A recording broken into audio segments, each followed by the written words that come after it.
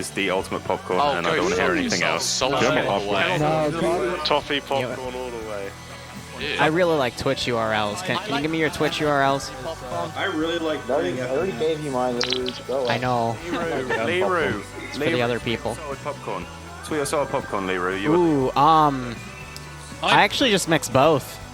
Thank you. I think like salted nuts. Wait, I want to hear Liru's on. Oh yeah, baby, you want to hear this new microphone? I do want to hear this answer. Do it. Yo, Dingo, is your computer still talking along? Fred, why are you posting a straw poll? We'll throw that up. It's loading in, and then we can go for it. Dingo, need a computer. Oh, there you go. go. I was too busy sorting out everyone else. I forgot to actually open up armor. Let's switch it to. I'm currently loading standard son here. Sweet is winning. That sounds like Quickly, sweet and salty. Are you guys like full on filling up this time by doing a genuine poll about which popcorn's better? Welcome to Friday Night Fights. It's sweet. This is more important than the US fucking election. Please. So I'm just going to tell you something very interesting. I actually I discovered an amazing thing the other day, which was maple bacon flavor popcorn, and nothing will ever compete with that. And yeah, Arcor, if you want to give them the password and let them fill in the remaining slots. Sounds like heresy. Sounds like heresy. Sweet popcorn. Sweet popcorn is always on top. Get that salty shit out here, man. Oh no. Listen. Salty's the only way to go. Yeah. So, all of those of you who are streaming tonight, make sure you get your Twitch URLs, I believe as the kids say, over to Liru so that he can put them into his multi-Twitch. As we begin now, I'm going to get the RSVP numbers from our groups who are RSVP'd, and then we'll go for the groups who are also here. So, starting off, 1RW, how many have you got? 9. Let me check Discord too, because there's always one that does it through Discord, and I'm like, please. 14. Why you do this? UPS. 11 plus minus 1 with mod issues into late dropouts. Roger that. TSB? 10. So I'll have RCC? that open 10. for a second. Zeus Community? 9. But how are you doing, Ciao. chat? We're just doing the setup here. I'm making sure the multi-Twitch is A-okay. And then I gotta throw this to... Anyone from Scandi Recon here? That's a shame, I thought we had Scandi with us tonight. FI? There's like 4 of them. Yeah, you do. They're talking. Priority speaker was talking over Finn when he was trying to say it. So how many have you got, Finn? Everyone else, shush. 6. Thank you. FI? 2. AA? 5. FK? How many people do we got? I think it's, yeah, they're capping at 124 today, so... There you go, 124, or 120 in here right now. 1 first come, first serve. TK? 1, maybe 2, depends on getting to the server time. But 2 RSVPs. And they've got a few extra guys in there trying to jump in. Here tonight. Yeah, here. Yeah, they're gonna be full. 29-6 first come first serve. Chad's here with 2 players. We'll go ahead and knock that down, though. So that's CSC, how many have you got? 2 first come, first serve. Lovely. 29th, we've got 6. Who else is here? Oh, gosh darn it. Chad, 2 players. What is the server password, Dingo? Or is that given out the first come? 1, 2, 3. That was a really... Wow. Dingo, people are streaming. In fairness, only one of you worked it out in that town, so it's all good. Yeah, it's fine. If the server's about to be full, so it's fine. Is there any other groups here tonight?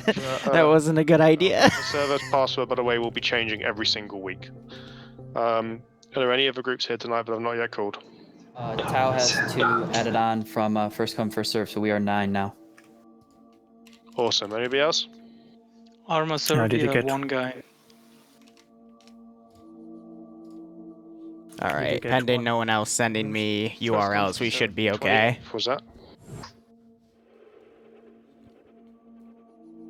Who was that? Who just asked me about numbers?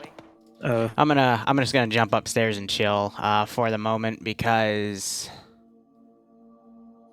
Oh, I can actually just mute myself in there instead. I think they're trying to gauge based off the amount of people in that channel. But what's up, guys? Wee Woo here. If you got any questions, feel free to ask. I'll be co-commentating with Barbarian today. If he drops out, I might have a guy named Mountain co-commentate with me, who is one of the veteran players here. Dreams, how are you doing? I know you're in the multi as well. I hope you have fun. God fucking...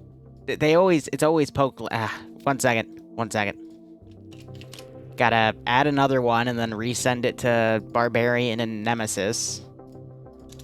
I'm like, alright, let's get ready to chill, but nah, I still have the job to do. They're asking me if I like sweet or salty popcorn now, and I don't have a preference. Some days I really want sweet, some I don't like, and apparently that's heresy. Okay, well, whatever. So give me one moment, guys, and we'll get back to it. Alright, cool. Whew.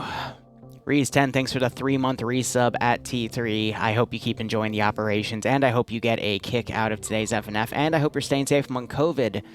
Speaking of COVID, my brother might have been exposed to it, so he is locked in his room. And we have a bunch of snacks outside his room, and we're hoping he didn't catch it, so, ooh, you know. Stuff to work with that. Dark Light, congrats on 100 vids. We'll have 100 more vids ready for you by a little after the end of the month, since we upload like 3 a day. Alright, so let's see. I saw someone asking why there isn't a 5-minute delay. It's because the 5-minute delay is only for OFCRA. FNF doesn't mind if I do it in real time. That's also because we have so many people streaming that it's really easy to catch if people are stream sniping, because with so many people streaming both on the ground and spectators, because it's not just Barb and I that do it. Sometimes you have Indigo Fox up here do it. Sometimes you have Severe do it. With so many eyes, it's really easy to tell if someone is stream sniping, and there actually has been one person, actually no, was that here? I can't remember if it was here or somewhere else where we did catch someone stream sniping so blatantly, but trust me, with so many eyes in the sky, you're gonna know. The difference is with OFCRA, there's not that many people that stream it, so they don't. Plus, it's one of their house rules, so you just have to respect that. Similar to, you know, how I Zeus for different communities. Some communities prefer me to Zeus one way, some prefer another way, yada-da. And I actually had to answer a YouTube comment with something along those lines, so that's why I brought it up. But, yeah. Yeah, speaking of stream sniping, Dream, get out of here. you gotta go play around, my man, but... Thought I saw some people ask random questions. Let me look through here. Hazard saying, who is the better pilot, Iceberg or Gavalor? I would argue Gavalor. Iceberg's a pretty good pilot, but Gavalor pulled some crazy bullshit. But both of them know how to fly in ways that the AI won't touch them. So, I mean, the only way it would be settled is PvP, but I'm not sure if you're ever gonna see something like that. So, yada-da. Guys, I will also admit I am tired as hell right now. I had to spend the entire night, literally after I logged off from the vampire hunting op last night. I took a 20-minute break and started bashing out a 10-page essay. And I took a nap in the middle of it, woke back up, and I think I spent 8 hours on it total, because it wasn't just an essay, it was something where you had to add a bunch of figures to it. By the end of it, it was 23 pages. Title page, 9.5 pages of content, 11 or so pages of figures and exhibits and graphs, yada-da, that all had to be cited, and then 2 pages were cited. It was a pain in the ass. So, I apologize if I feel a little under the weather. It is just pure fatigue. I'm going to cover all of this. We're going to take a break in between the EU and NA rounds, and then we're going to cover NA, and then I am going to sleep for a good 6 hours or so. Then I gotta finish a fucking programming project, and yeah, hopefully by the end of this weekend I will be done with school minus 2 finals, which should be on the easier side. So, hooray. And then we can focus back on Arma and enjoying ourselves. Personally, for example, the Banganum incident we started on Wednesday with the 506, I loved making that one. You guys got a kick out of the stream part, I know, and the video that came out where I told Siri to shut up, and she was right. That was a good amount of, you know, I enjoyed the development of it, I enjoyed the briefing of it, and I enjoyed running it, you know? Like, it was all around really fun, so... I've got a few more missions planned for that one. Remember to deploy my landing gear. I know, Don, I've learned my lesson. That's A-okay. Now, looking down the roster here, it's going to be a 65v56. I'm going to go ahead and unmute myself. We'll have a bit of a listen here. Somebody to do it, please. And a second platoon leader, actually. And it looks like the platoon leads are organizing themselves, so it's going to be Green 4 Pads, who is streaming, by the way, versus Pierce, who is another big name in FNF. Is that allowed? No. No.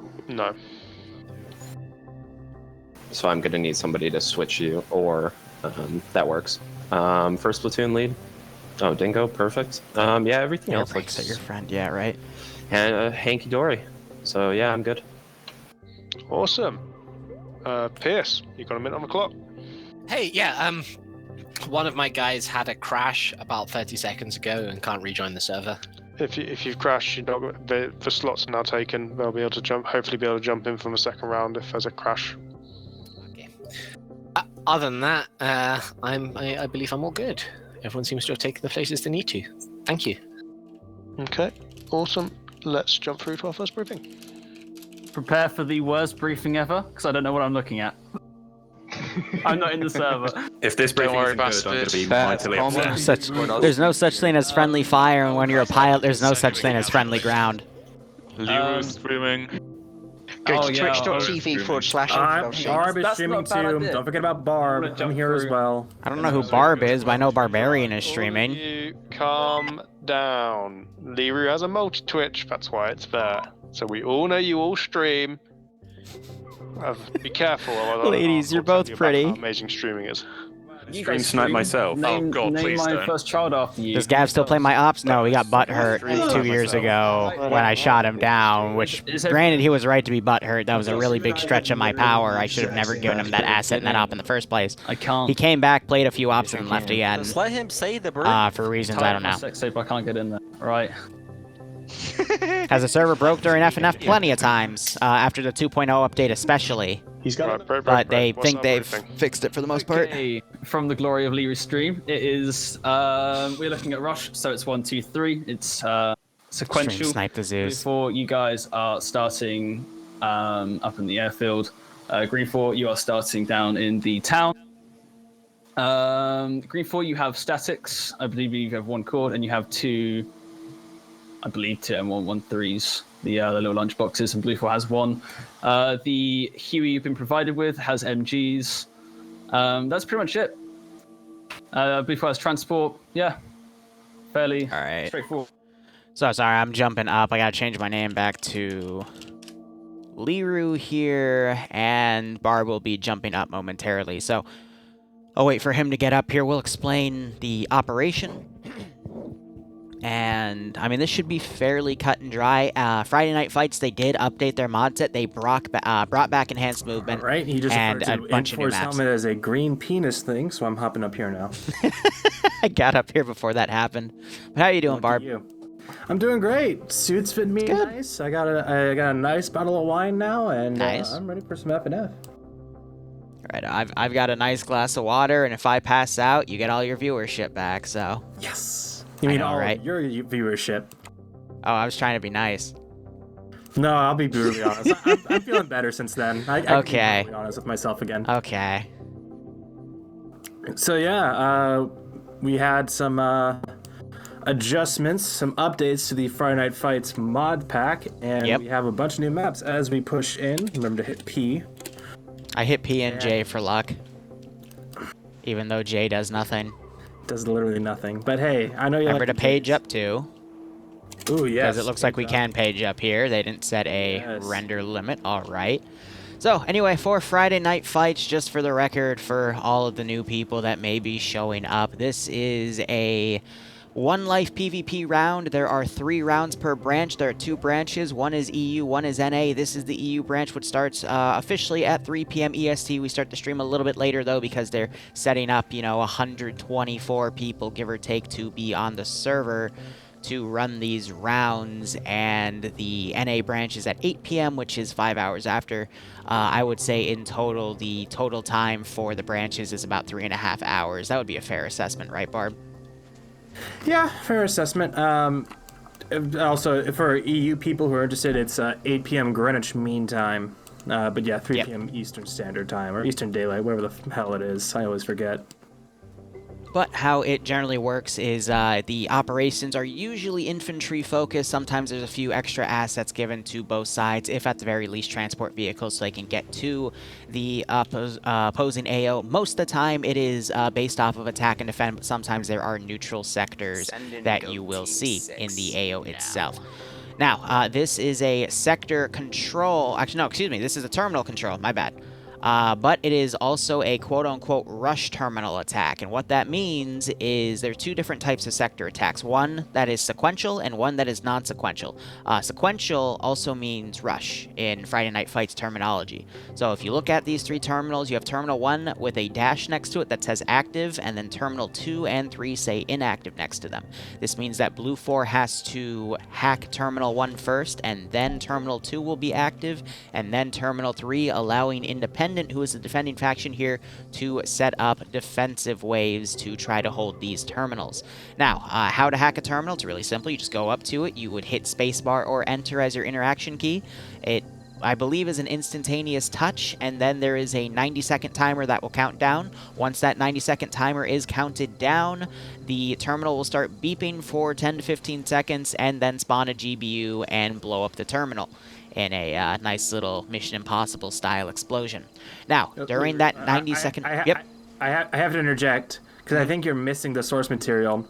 It's stylized after the Rush game mode from Battlefield 3, 4. Oh, gotcha. So that's where they get the Rush name, as well as the exploding terminals. So I just wanted to clarify that, since it seems... That's fine. I've never played a Battlefield game, so I wouldn't know. Understandable. Heard they're really good, though. But anyway, digression aside, during the 90-second timer of the terminals, they can be counter-hacked by the defending team, which pauses the timer. It does not reset it. So if Blue 4 then touches it, and it was at 45 seconds to throw a number out there, the timer will start counting down from 45 instead of 90, and you'll get a little display window on the top right. Now, let's look at assets. Barb, what do they got on Blue 4? What's their weapon types? What are we looking at for assets today? Give me a rundown. All right. So for Blue 4, we have a number of traditional American transports. Looks like that we are Marpat Woodland Marines. We have basic M4s, M16s, M249s, and then for weapons teams, we have Maz, Carl Gustav, recoilless rifle, which is very effective, as well as 240 Bravos. As far as transport and assets, both sides have M113s. The Blue 4-1 has the upgraded turret and ballistic glass shielding, as well as a Huey with 2 side-mounted M240 Golfs. As well as a few Humvees, some of the transport trucks, which do have the armored cabin. You can tell by the smaller windows. And yeah, that's about it. A couple of offensive stuff, a helicopter, and plenty of space for them to get across.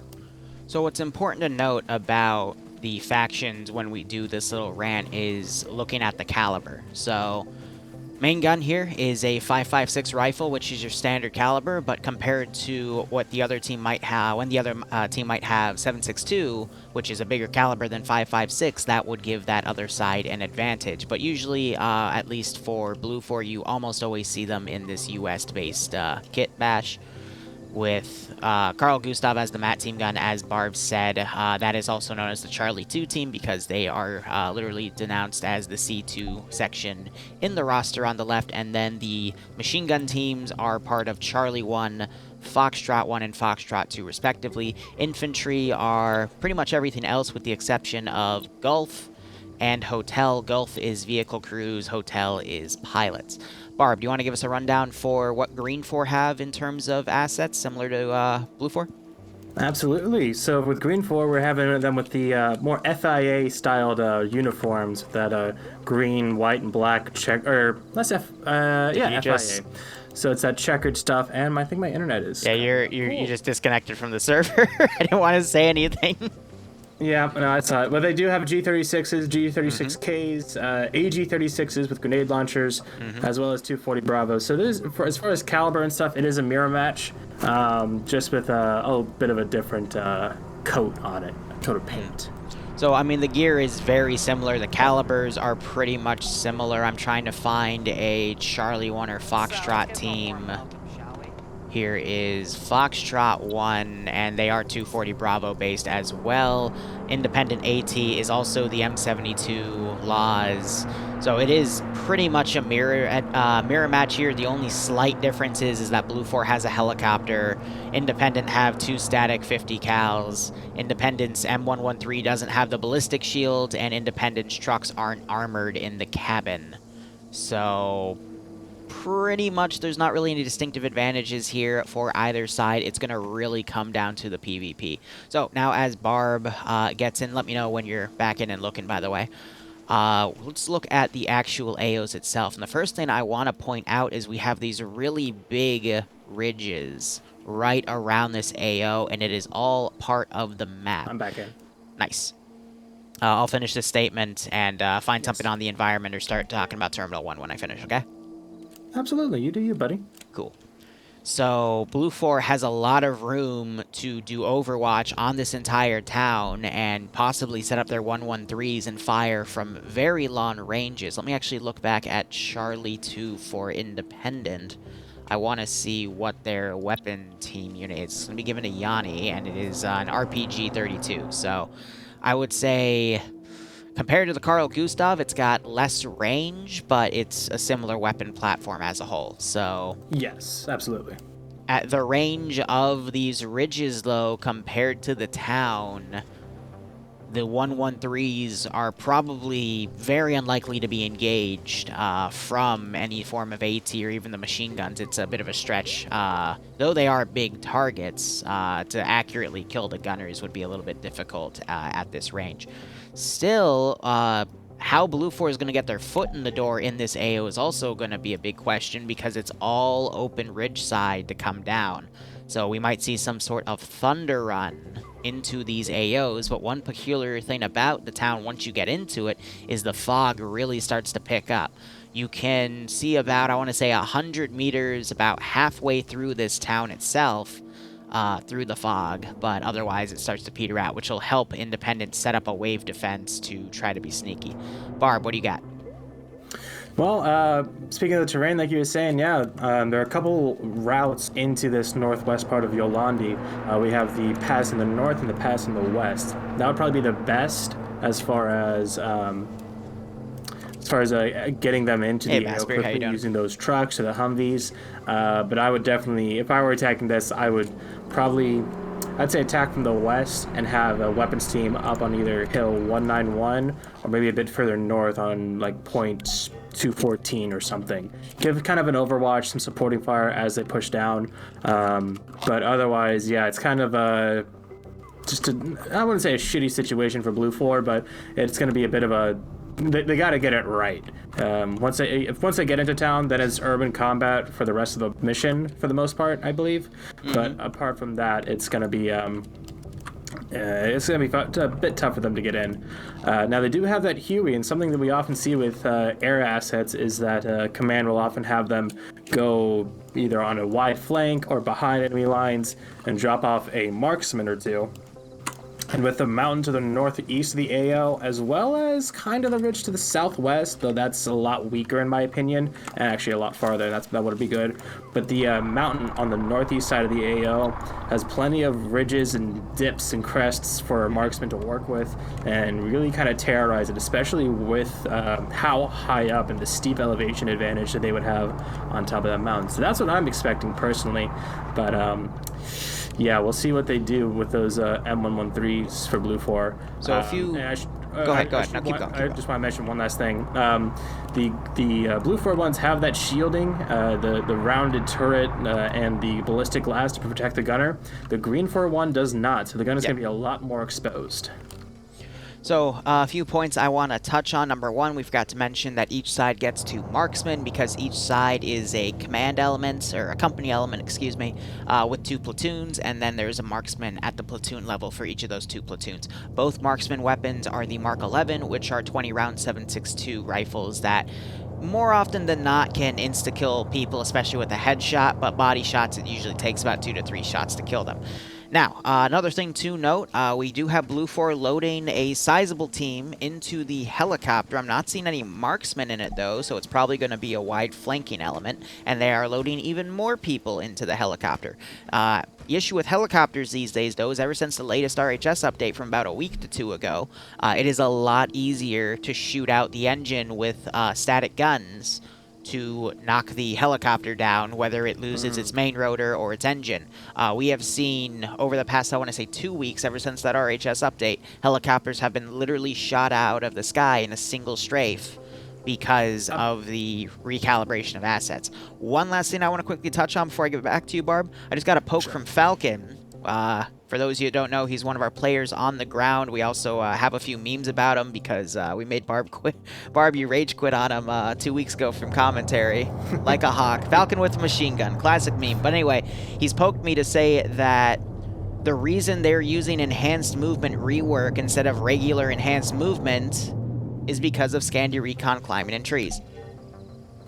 Oh, is that the reason? That is the official admin reason that he just poked me with. So, amazing. Just to get into some of the groups with Friday Night Fights, one of the, if not the most feared one, according to other groups within Friday Night Fights, the most feared group in the community is Scandi Recon, some players basically from TSB that have grouped up, that really understand how to PvP and play to the meta. One of their players over the past 2 months was doing a really good job getting into trees and flanking entire groups and taking them out on his own because people never thought to look up there. Because when's the last time you fought someone in a damn tree? Exactly. So, there, man. With the mod update, they got enhanced movement rework instead of enhanced movement on its own, because you have to use enhanced movement rework with enhanced movement itself to prevent things like that, because they're a little too overpowered for everyone else to deal with. It also the rework also removes the scaling ability where you on the sides of mountains it 10 times a second and you can just Where's the fun in that though? I know, right? Mountain goating. It's almost like they wanted to be a realistic military shooter. Where the fuck is that idea? God, Arma is a realistic game? Nah, impossible. The shit I saw last night? No way. The vampire hunting up. But anyway, you want to talk about the actual terminals and how Green 4 is deploying? Actually, before I do that, I want to bring attention to the north side of the Green Force starting area. These blue and green boxes... Jen Killer, thanks for the 5 gift subs. If you got a sub from Jen, make sure you thank him. On the north side of it, though, and then Passenger and G-Legs... Meltab, thanks for the 5 month resub. Hope you all keep enjoying the ops. Hope you get a kick out of this Friday Night Fight stream. Hope you're staying safe on COVID. Recon in this gas truck up here, they're looking to... do a little counter push early on. I could see them going to like Hill 179 or something, setting up an ambush on the top of that ridge, catching... I mean, if they were to catch an infantry truck or one of the M113s out of position, then that could very much turn the tide of the battle before it even starts. So I agree with you. As Sun Tzu says, a battle is won before it is even fought. I agree with you on a lot of those points. We have seen in the past, especially it was NA round 1 2 weeks ago, a 1117 on one side pushed in and cut off a convoy from the enemy team, was able to kill an entire transport truck filled with dudes, literally killed an entire squad, and they won the op because of that action. But where that convoy is pointing, it's going north, and you gotta look up the MSR to see where that's going, and honestly, it's just going direct north itself. If they really wanted to try to do intercepts, they would go along the western road, because that would put them directly onto the forces here. Furthermore, I don't think there's going to be any counter-aim, because the 113s are not that fast. They're track. They're quite slow. So I think they're just going to take a squad up there. Do you know who's in? Actually, it's Charlie too. So their weapons team is in there with Scandi Recon out of all groups. So I think they're going to try to. Yeah, go ahead. I'm going to disagree with you there, because if you're doing an ambush or a counterattack, when you have significantly lower numbers, remember this is Scandi Recon. Think of the Finnish. They have fewer numbers than the Russians in the Winter War. They didn't do head-on fighting. That's not what they want to do. I really do think they're going to go somewhere along this ridgeline and shoot them from the side or even the rear, especially with that Carl Gustav and the Matt team. And I think they also will have the 240 as well. I'm not sure. Yeah, but look at Blue 4 right now. They're literally a third of the way there, and they're moving a different direction. And I'm completely wrong. They're going up on the mountain on the northeast. Yep. Just scaling up it with a gas truck. We'll see how well that works out for them. And it doesn't look like it's starting. I don't know why they didn't just walk at that point. I mean, look at where Platoon 1 HQ is for Green 4. Yeah. I'm just gonna eat my words, I guess. that place is actually where they have both of their marksmen putting all eggs in one basket there. I would have probably diversified them, because if they get spotted and taken out early, that's gonna be one of Green 4's big advantages on this map gone immediately. Doesn't help that they can drop right on them. Yeah, they're really obvious on that spot. I don't think the heli is going to drop on them, because that would expose the heli a bit too much. Speaking of, that heli is flying around outside of bounds, potentially going to deploy on the rear side.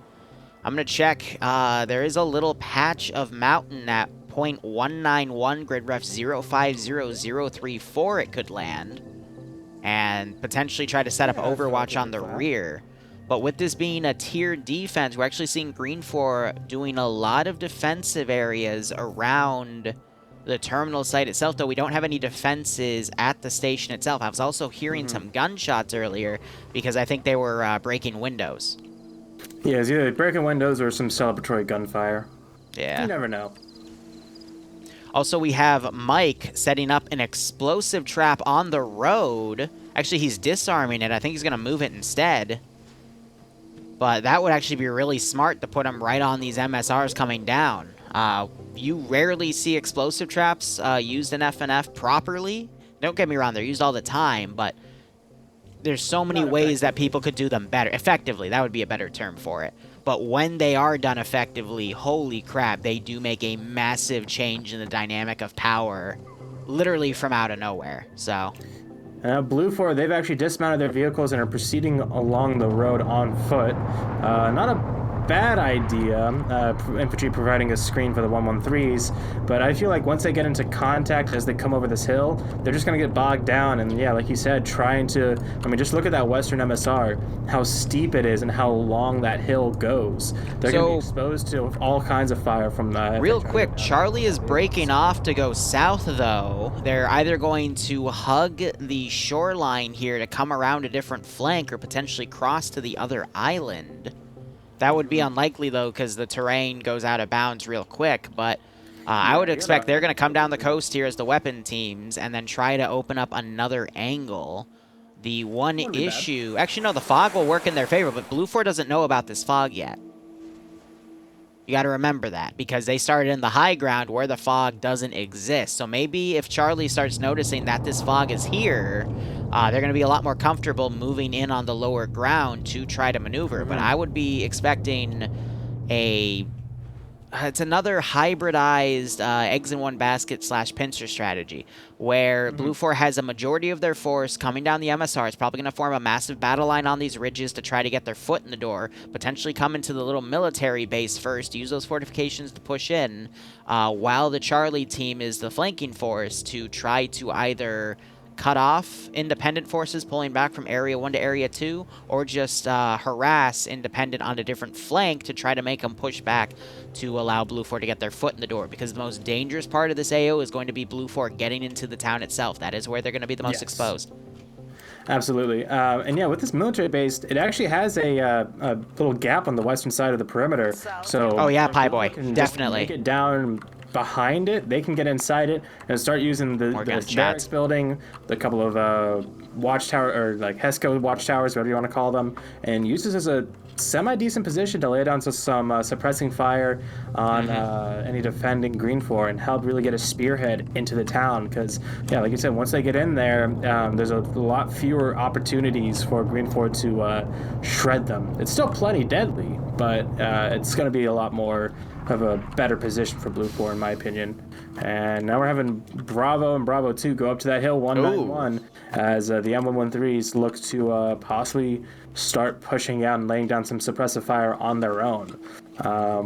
What are the Rifleman AT carrying? Was it just an RPG 26? It's both sides have M72 laws. By the way, Delta has deployed far on the east from the helicopter.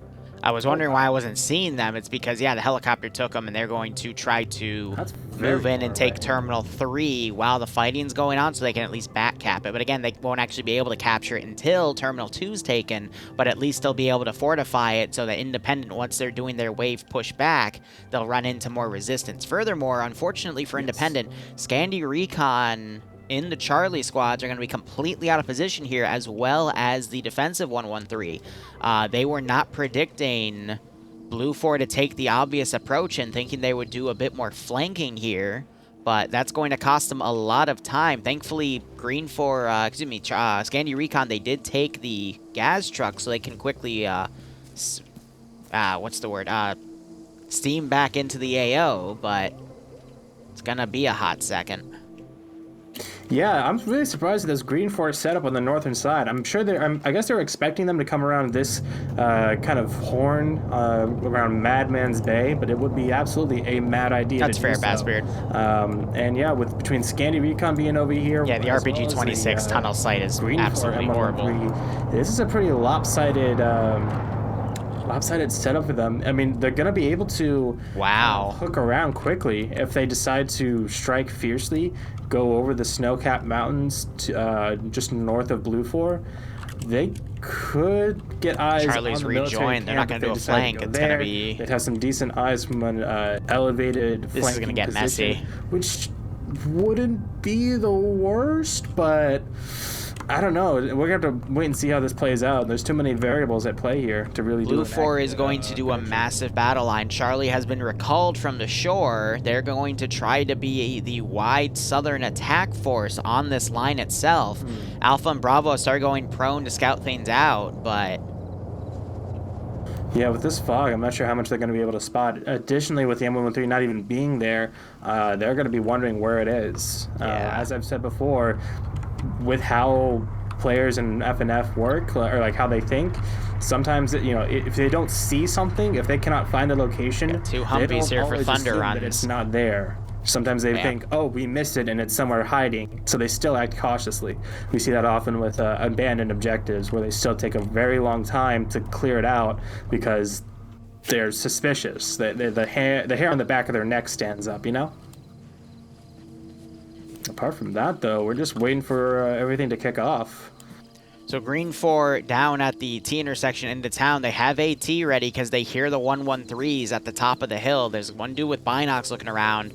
They're trying to anticipate some sort of charge here, but I don't know. Compared to how many dudes we have down on the ground, the one advantage that they'll get is a little bit of the fog might obscure Blue 4's vision from this range, but... This is perfect positioning for any of the Blue 4 marksmen to start taking pot shots and trying to eliminate Green 4. Because the Green 4 marksmen are way far back, in my opinion, to be effective. And they're bringing the truck up now, so they might mobilize back towards the main part of town. Looks like that is what they're doing. Gunshot. Back up and... I couldn't tell who fired where, but a Tracer did... Oh, it's the Green 4 marksman firing on Blue 4. Yep. Both of them. They're firing at the Tracers are coming in. Team and Alpha team on the top of the ridge on the south side of the pass. Those Tracers are going to give them away, though. Yeah, they're accurate. Ooh, you just hit Vagrant? Suppressing the team, but once they're able to figure out any blood. These and get the word to these M113s, they should be able to pull up and actually suppress them without making them at risk. And as the engine kicks on, that might be what they do now. Blue 4 marksman firing back. No, they're firing, Rex firing at Platoon HQ for, Independent. Those shots are also landing pretty close to the ATC tower. He's firing at something down there. Not quite close enough. We'll see how they react. Yeah, they're keeping their heads down. This is not what Blue 4 wants. To be in a war of attrition from this distance, I mean, we're already 10 minutes into this op. Yeah. The more time they spend up here and the more fire they just exchange without moving, it's going to be even better for Green 4, because between the timing, or the time that it takes to the terminals to go off and the time it takes for them to actually push up and find them, they're suppressing everything they...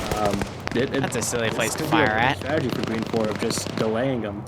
So another thing I want to point out, Green 4 has the advantage here because they have a bunch of buildings to hide in. Meanwhile, Blue 4, the best way that they can take cover on these ridges is to go prone, but that exposes their head.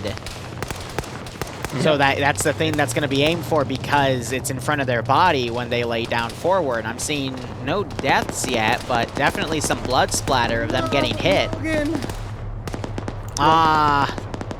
Logan's one of our interesting players in FNF who will pull some really crazy bullshit, so that's a shame. And yeah, you got these 113s trying to lead the charge. They're staying far back, but they are trying to spray positions down with 50 cal to get some free kills. I'm going to quickly check the skulls.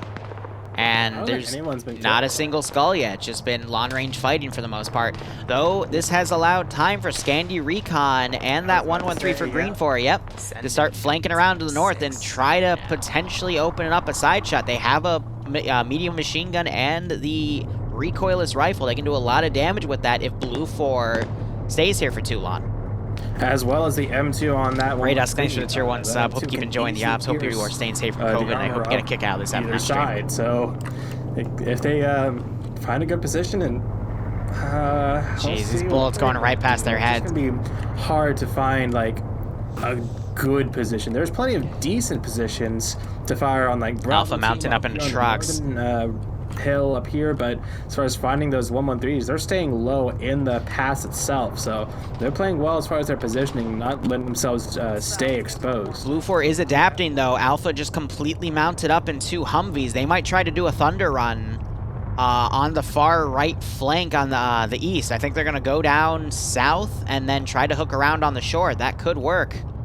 Yeah, and on the far east now, that flanking team, they've made their way. Seen a lot of forces mount up, actually. Already crossed in the north, and the rest of them are trying to look for a place to cross in the south. Independent has dismounted, starting to head up. It's going to take them a good 20, 30 minutes before they start being able to do anything at this Terminal 3 objective area, the terminal. The airport terminal, not the computer terminal. But that is something to keep an eye on. One of those drivers, man. Scandi has now dismounted. They're pushing up on foot as the 113 for Green 4 looks to be going even further behind them. This is going to be very interesting. They pull up behind, try and follow the Blue 4's advance on the MSR to the west. That could be very interesting. I heard some gunshots ring out. If Independent for Scandi Recon Charlie 1 can set up their machine gun properly, they could catch a lot of the Alpha... Excuse me, the Bravo force out of position. By the way, Bravo is TSB, so... Oh, Scandi got spotted. Yep, they are starting to be engaged, And yeah, he got hit, but they're doing fine. But I think it was that marksman on top of the ridge. Tom H started firing and Yarn Y, and they were spotted out by Yano. So they're now trying to fire to at least buy some time. That's going to let the TSB guys reposition and not be all in the open to get shot. And that 113 is slowly coming up. I'll be curious to see what it does. Meanwhile, Alpha has started deploying itself in the town. They are taking some nasty fire here. They do have a man down, but not dead. But they do need backup here. This is not a good position for them to be in. And Green 4 is already reacting. Dusty pushed up and went down. M249 and a G36 could do a lot of damage if they decide to push in, but looks like they're actually getting grenaded. by either Nuzzy or Koak over there, so they're going to be dissuaded from coming in. And more Alpha guys coming down. Getting awfully close to the Bravo team back here. The gunfire might suppress its audio profile, but it's going to come up top of this ridge and going to start opening up, and it's going to have to work quickly because TSB is pushing back. No, they hear it. They hear it. Yeah, they have to hear it by now. I'm not seeing anyone pulling AT out, though. I don't know if anyone even has AT. Wait, nope, Dutch Eagle has AT. He's looking back. Yep. He's ready. He's looking up there, working with Ryzen. Ryzen's going to spot it, and Dutch is going to kill it. But the 113 is firing up the transport truck. DeVincer hops out, takes a 50 to the back of the head. As he hops out, 50 pierces through the canopy. If he had stayed in the cabin, he actually might have survived. 113 is being scrambled back to deal with it. Yep. AT is getting really close to it, though, by Dutch and Risen. Yeah, and the Green 4-1 is pulling back now. It needs to turn tail and flee. Oh, DeVincer's going to be pissed at that. I'm sure he's going to hop in chat any minute now, but that's unfortunate. Oh, the 113 for Green 4 is actually pushing around it's getting way too safe right there in enemy territory. It's got a lot of assets coming up to try to smack it. It needs to honestly commit to being hit and run at this point. But it looks like the Blue 4-113s actually have a bunch of dudes mounted up in the second one, and they're going to try to join Alpha. AT missed from the opposing ridge, and now that 113 is getting even more kills. Yeah, but here comes Ryzen and Dutch from the left flank, and Ryzen hits. There it is. Dutch gets the rocket, and that's going to be all she wrote. Gunner is down, and Driver appears to be down as well. One shot, one kill. Unfortunately, it's not going to... Well, no. Edwin hops out. He could get a few more kills here. He's trying his best. The bullet spray is a little too much, though. Grenade going out. It's going to roll down the ridge. Oh, it was a smoke. Yeah. It was a scare tactic. Yeah, but he is in a lot of trouble here. He's got guys coming from the left and from the right. Meanwhile, looking at the rest of the fight here, Blue 4, those 113s still pushing in. Alpha has a decent foothold here, but they are contending with a lot of Green 4 guys coming around. Inside the bar, Vonk staying on the top story, trying to strike down at Dusty, but he gets picked off by Burt. Edwin actually might get away now. He's, Khalil might spot him here, but he's pulled down a bit lower. Working with the terrain. He's going to pull around the side. A lot of these Blue 4 guys are dead, actually. Ryzen. Flux flanking from the left here with this M249. Keeps a low profile. Picks off Grav. Just slowly withdrawing. Scandy's now coming in on that same path that 113 took.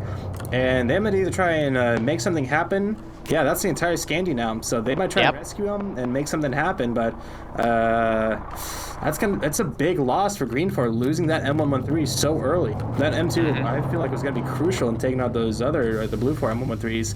Speaking of which, they've actually pushed down and are assisting Blue 4 Alpha now. Yep. They're trying to dismount additional infantry there. They are amphibious as well. I completely forgot about that. But Blue 4 have lost a lot of Alpha here, trying to make this foothold, and Green 4 has been properly countered. We see another guy go down for Green 4. That was, Grav got hit by Flux, who was a machine gunner. I think he got shot dead, though. No, he's inside the compound now. And now we got Kane also flanking. King, yeah. Vagrant was the element leader. He gets taken down. So I think he was the team leader for this team. And DeBrit now as well. This is awful. Blue 4 Alpha is just getting picked apart as a 1ER RCC now dismounts in the water from the 113. That's an interesting call.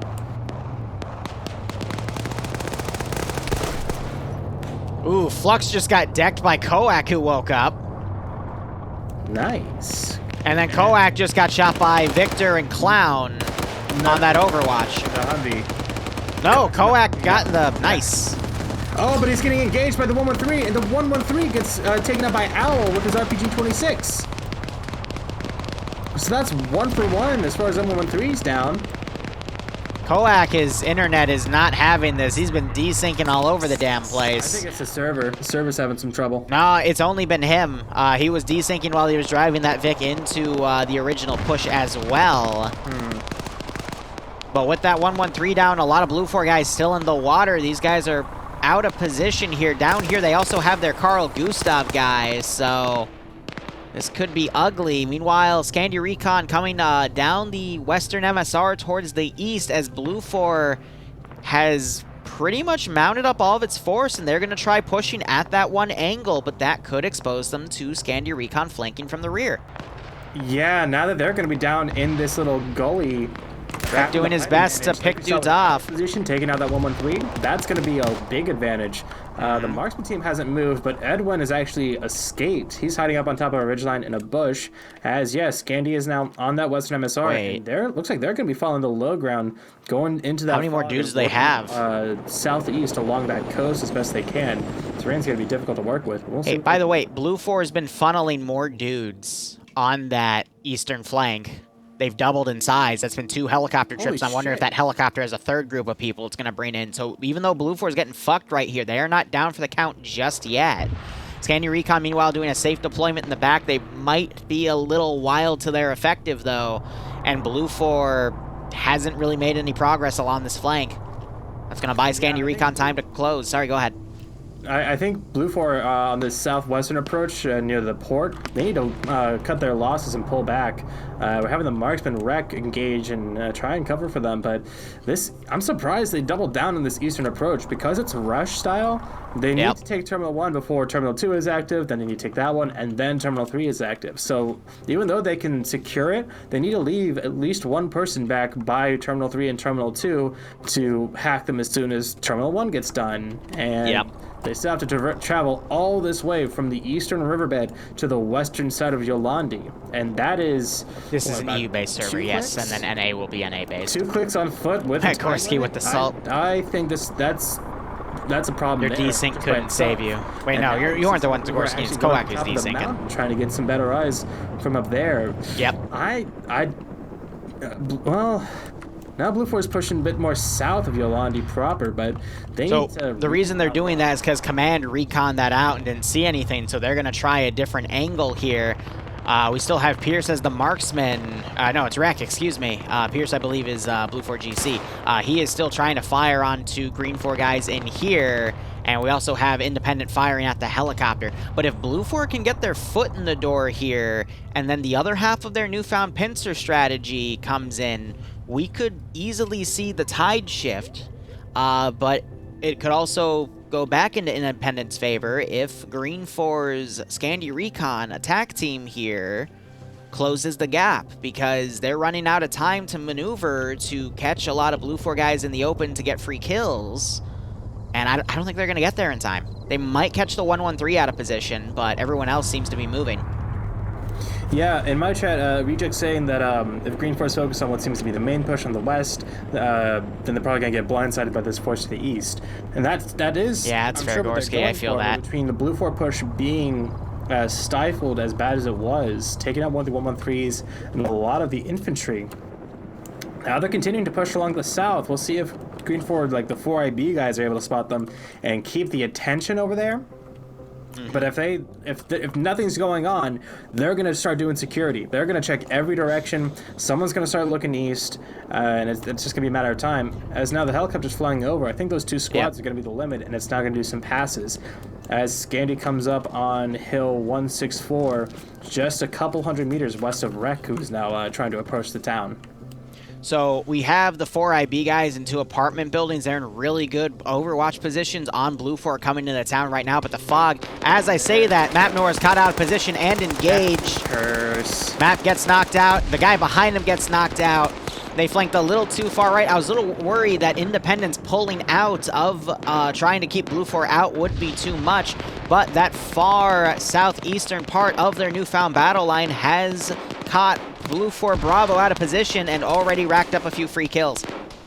Now, to Blue 4's credit, they were able to snipe the auto rifleman, but now Truin is going to pick up his 249 instead, and I'm sure get that thing singing again. A little bit of independent blue on blue right now. Echo, who is part of the northernmost group of the battle line, is currently firing on Scandy Recon. It is impossible to PID at this distance. So Nemesis, I think, will try to call in on the LR that they're friendly. But is Pierce...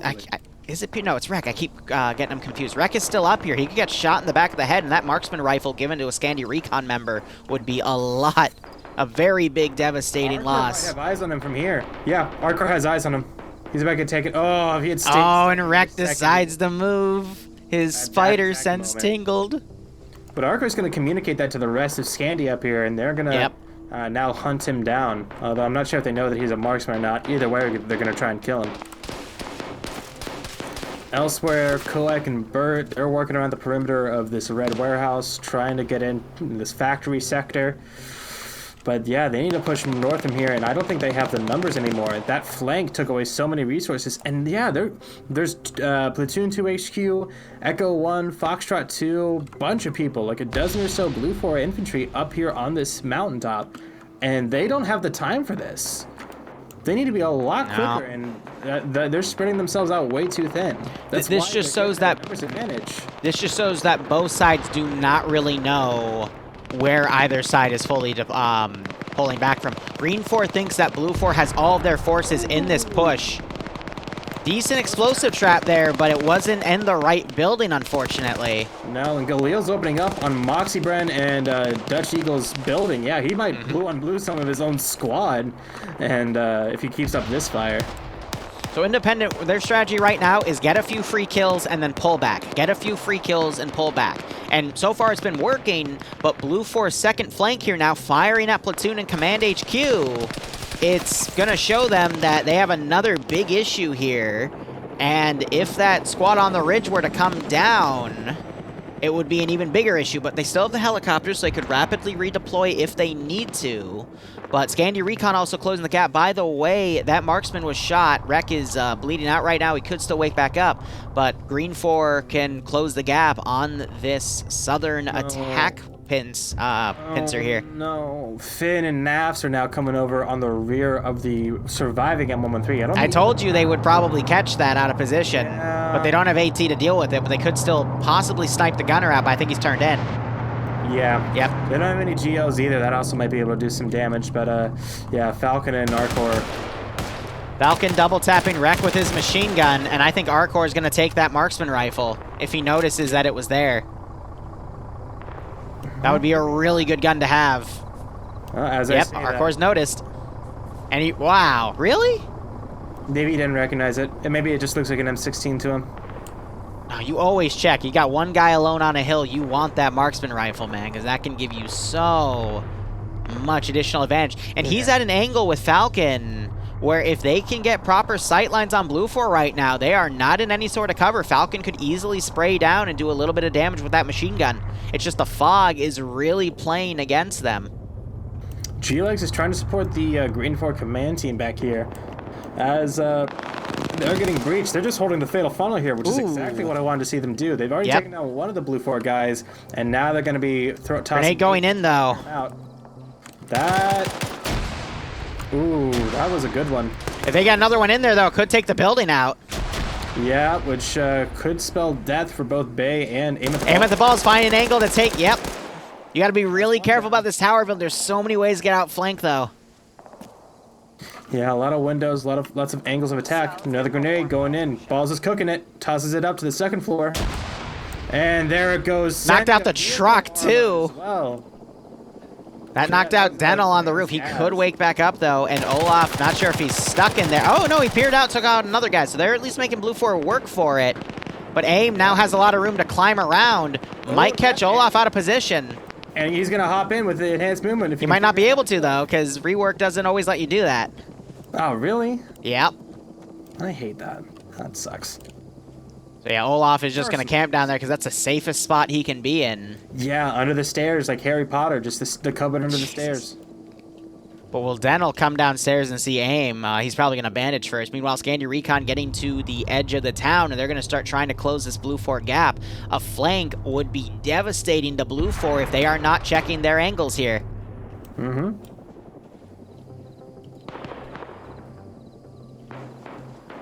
Aim at the Ball is trying to wait Olaf out, or at least try to get in, but he's unable to. Can't even V-key in. That sucks. And yeah, G-Legs on top of this ridge, he's been trying to help this command team, but I don't think at that distance he's going to be super effective. We're going to see 15 minutes called in 6 minutes, by the way, so Blue 4 is going to have to step up the attack here. They're going to have to risk sending some of the guys.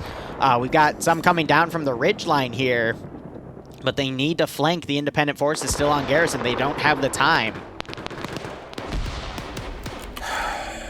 Liru. What? Where is Golf for Blue 4?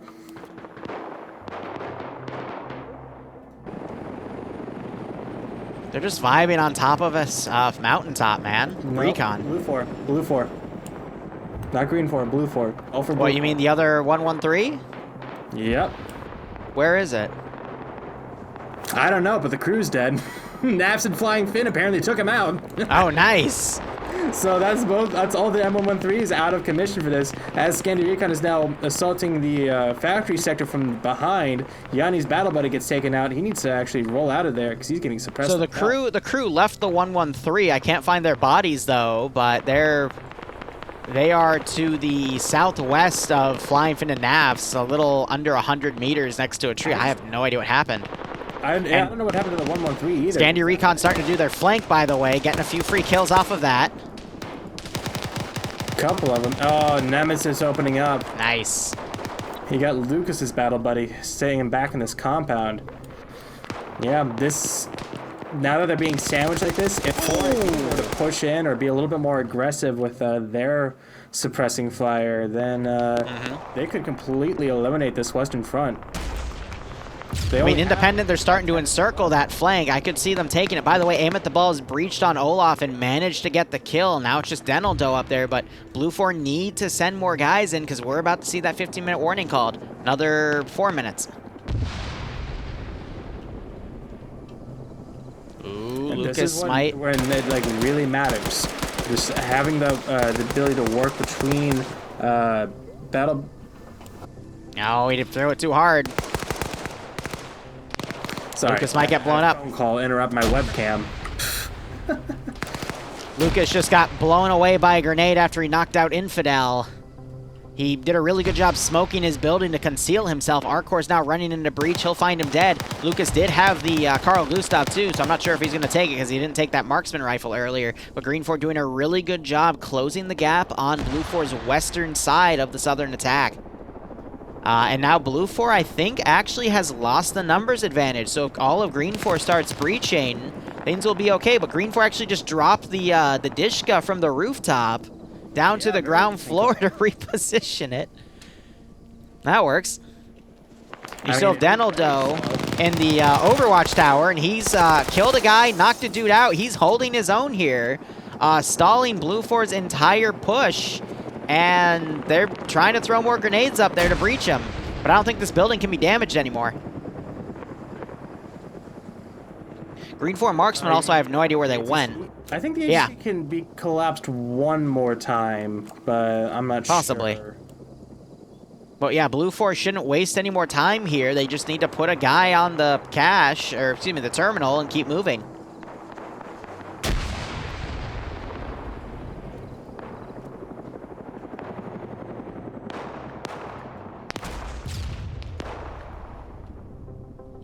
Did they just try to AT the tower? Yes, they did. Oh my gosh. Yep, because I think Denaldo is still just like making his presence known, just being a little bit of a thorn. Yep. And I mean, it's that thorn that's stopping that entire attack wave right now, though. That's exactly what he needs to do.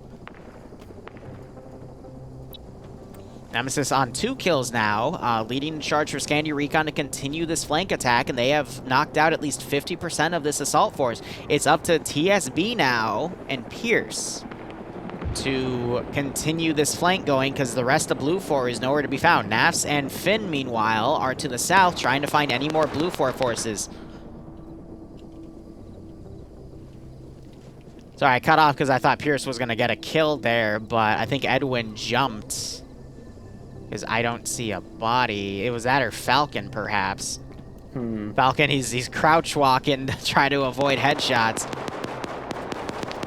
They got some of the 4IB guys engaging into TSB. Arcor trying to medic up Infidel.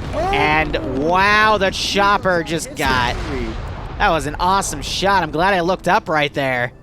Yeah, I was sawing it. I need to find who shot that. Hollywood. God.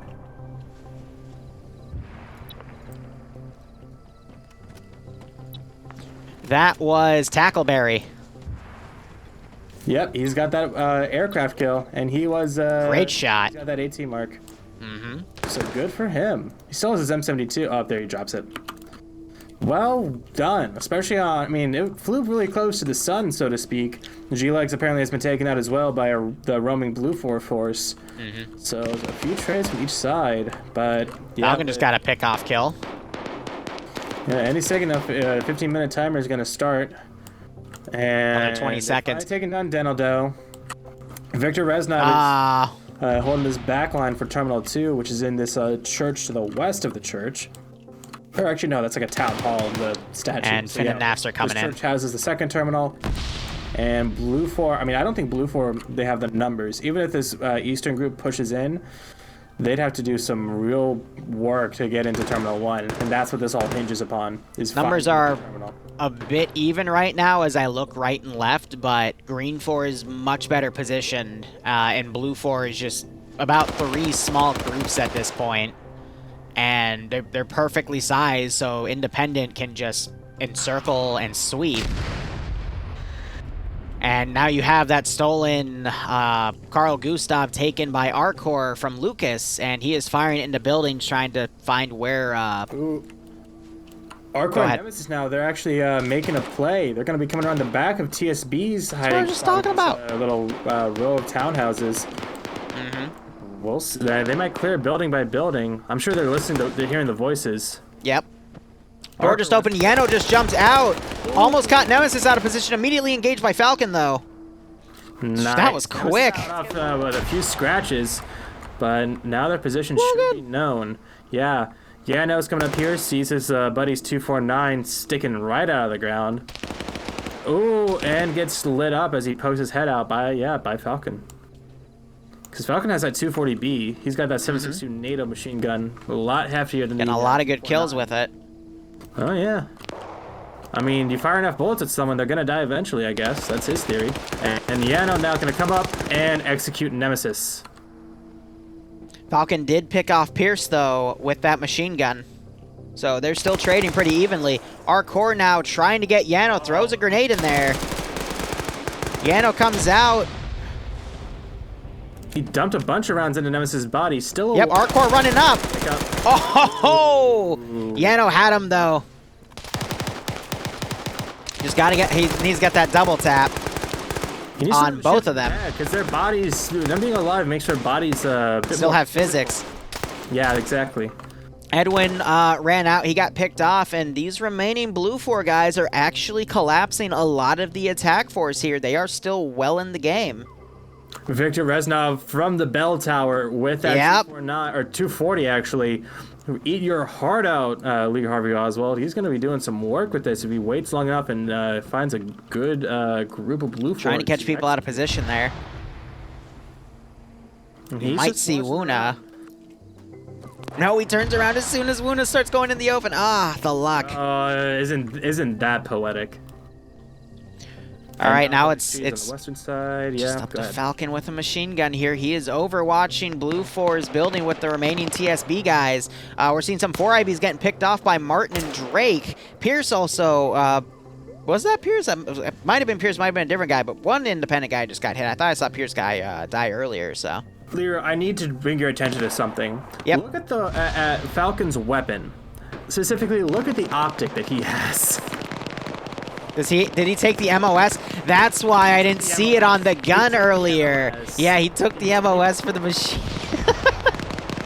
I mean, why have a 20-round marksman rifle when you can have an 100-round marksman rifle with a bipod, right? I mean, duh, math. Quick maths. Oh, Lord. Like a hawk, right?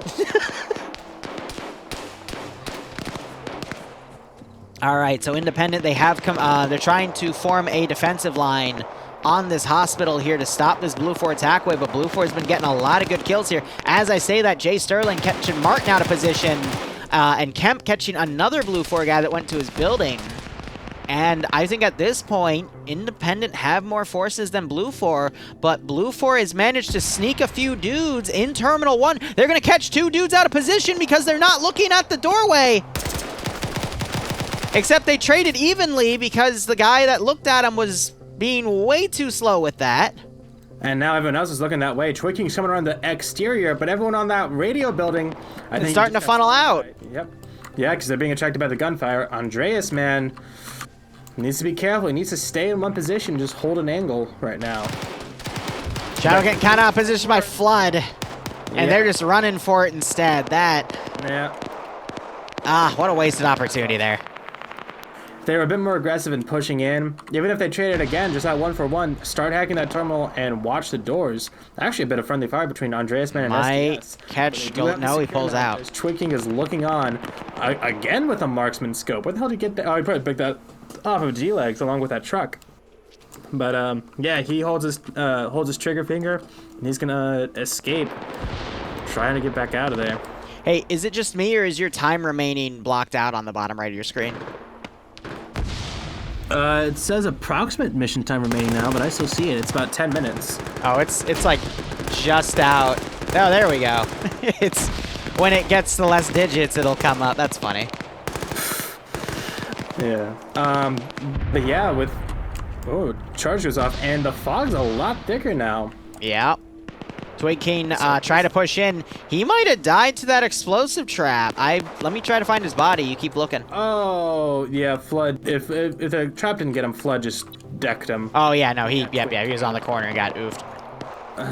Someone just bled out. That was Mark. So I mean, no, I think that's gonna be it, because everyone else is either out of position or they don't have the numbers to deal with this garrison at this first terminal. And yeah, I understand what Blue 4 was doing with that far eastern flank, but one squad was enough. To put 2 squads over there just takes away strength from the main force. Yeah, I got a lot foggier, jeez. Got outmaneuvered, outpositioned, outgunned, outmanned. Yeah. Like, well, I mean, it was fine. It's just they held that. They didn't keep pushing. If they joined and alleviated the southern pincer, they would have been fine, but instead they waited, so that forced the southern pincer to slow down and then get picked off by Scandi Recon. And you still have Falcon on the rear. He's on 4 kills now, and he's just picking off who remains. But at this point, because Blue 4 divided themselves easily for Independent to then just swarm around and take out, Blue 4 doesn't really have anything left. With 8 minutes remaining, it's... Really don't. Yeah, I don't see it. Especially since, I mean, just look at the defense force around the first terminal. More charges going off by Potato. Doesn't take out his building, though. It wasn't Potato. It was Falcon, I think, found some AT. Yeah, he found Carl Gustav. No, it's the RPG-32 from Yanni. Over here, I think. Yep, and he shot it into Potato's building. Nearly got him, too, I think, but... Yeah, no, there's some bloody bandages. He patched himself up. But it's up to Potato now for TSB to get there, but just with the sheer amount of guys, we got another group of 4 around. We got an independent guy right next to them, probably listening to their comms. We also got Clown here, who might try to find an angle to engage them. If he looks left, he's going to see him. Oh, Falcon just got Potato with the RPG. Nice. No. Potato, he left. I looked away. I was looking at chat, and he went. So when I saw the rocket hit his building, and I didn't see his marker, I thought he died. Meanwhile, Clown trying to pick off a few dudes he caught in the open from the hotel building. Oh, no, he got it out the window. I thought that window usually is more invincible. But we also have King poking out. He manages to get another kill. And that group of 4 is now down to 2. Real quick on this northwestern side now, we have Potato and Yano trying to work together somewhat, but the rest of the Green 4 garrison, they started pushing in. They want a piece of the action too. Yano's going to pull out and see a bunch of independent guys, and he gets picked off by Rory because he exposed too much of himself to engage a different guy. He pulled out the doorway, should have shot from the window. Unfortunate. And Potato should hear those gunshots. Let's see if he goes to the roof of the hospital now. King drops the 3rd guy in that group. Misu hasn't turned around yet to notice. Lolo gets taken out by Finn and Nafs. So that's going to be this southern approach all but taken out. Just Potato remaining. And yeah, it is a handful of Blue 4 against a good dozen or so Green 4. I don't see Blue 4 bouncing back. They're way too scattered right now. I will always pray for an Audrey Hotto level incident, but I know we're never going to see it again. King now firing at Clown. No, he's firing at a dead body that Clown dropped. But those gunshots are going to track King. Yep, and as well as Victor, who takes him down. But we'll see if he actually starts opening fire on King as well. No, but... So Apuva actually just shot Misu and then started firing at King. So there's a blue-on-blue incident there. No, Misu was already taken down by Victor. Where's Victor? And that's on the town hall with the town center. Oh, that's where the fire. Okay, yeah, because I knew it was a machine gun. They both have 240 Bravos. That's what threw me off. Ah, I see. Yeah. Potato was trying to go up the hotel steps. He was taken out, though. Yeah, probably by that roaming green for patrol now. Yep. And it's up to Apuva, Spudro, and Ghoster is now holding this rear terminal. But this is what I was talking about. The fact that he's got to stay here for this flank to mean anything means that he's not even going to be in the fight at all. So this might just run out of time at this point. So I'm going to be honest, more often than not, when I see Blue 4 do a pincer strategy where they try to go to Terminal 3 and camp guys there first, I don't think I've ever seen that succeed properly. Yes, it's a smart idea for catching Independent out of position, because it just lets you back-to-back take the terminals and it gives you the most time to assault the objective, but the amount of forces that get sent to make sure that the third terminal is secured so they can push in is always too great, which means that the attacking force is too thin, and then the defending force just, you know, has the advantage of either bigger numbers or even numbers, but since they're playing defensive, it's easier for them. Yeah, the two factors that really led to this strategy for Blue 4 failing was A, that it was sequential. If all three terminals were active, they'd be able to take terminals 3 and 2. Spudro knocking out Kane. And at least put the pressure on Blue 4. What? But they just all stayed. What? They had a major garrison. Did you see that chat? Stay there. No reason for them to leave because they has to come to them. Secondly, fuck was that? Because there were so many people it was a very front-heavy defense around this western side. That wasn't decent. That was magic. And northern side near or around Terminal 1. That meant that Blue 4, well, that Green 4 wasn't spread out nearly as much as Blue 4 was. It was Arma. That's a good way to put it. Flank from the east couldn't, they couldn't take a lot of people out as they made their way. Get them, Nafs. You know what I mean? Mm-hmm. So it split up Blue 4's forces more than it split up Green 4's, and they divided and conquered themselves. That's what I'll say. Naf's executing Lolo. Kane got shot by Spudro in a pretty hilarious one-on-one. Spudro now trying to put some GLs on Clown to make him route from that position, but the GLs are not accurate. They're falling short, and it is now a 3 versus... I mean, at this point, they can't get to all 3 terminals, go through the minute and a half, and do it. So Blue 4's lost at this point. Yeah, just based on time, which is unfortunate, but kind of telegraphed, you know? Yeah. Sideways now trying to pick off Spudro, but unable to land a shot. Actually, no, he did. Spudro's hit. He's going to quickly bandage. Ghoster's just on like a little stroll. He's got his gun down, just walking, as Naf pulls out from the building in front of him, but Ghoster doesn't notice because he isn't focused. Slow walks, but gets headshotted by Flying Finn. Oh, good awareness from Finn. Great reaction. Ay. Infidel, thanks for the 25-month resub, my man. Don't talk to me about the buddy system. I saw you get oofed back there, man, but Scandy did pretty well this one, man. Hope you keep enjoying the ops. Thanks for the 25-month resub again. Hope you're enjoying FNF, and I hope you enjoy the VOD when I release it tomorrow. That was funny. Clown is now pushed up against the 2 remaining Blue 4 guys. We have 2 minutes remaining. What is Clown going to do? Clown might see Spudro's hands in the doorway. Oh, nope. He moved. Clown heard those footsteps. Yeah, he just heard Spudro. Spudro turned around and heard him. Ooh, Clown panics. And Sideways suppressing Clown. Saves him. Suppressing Spudro. Cole also down firing.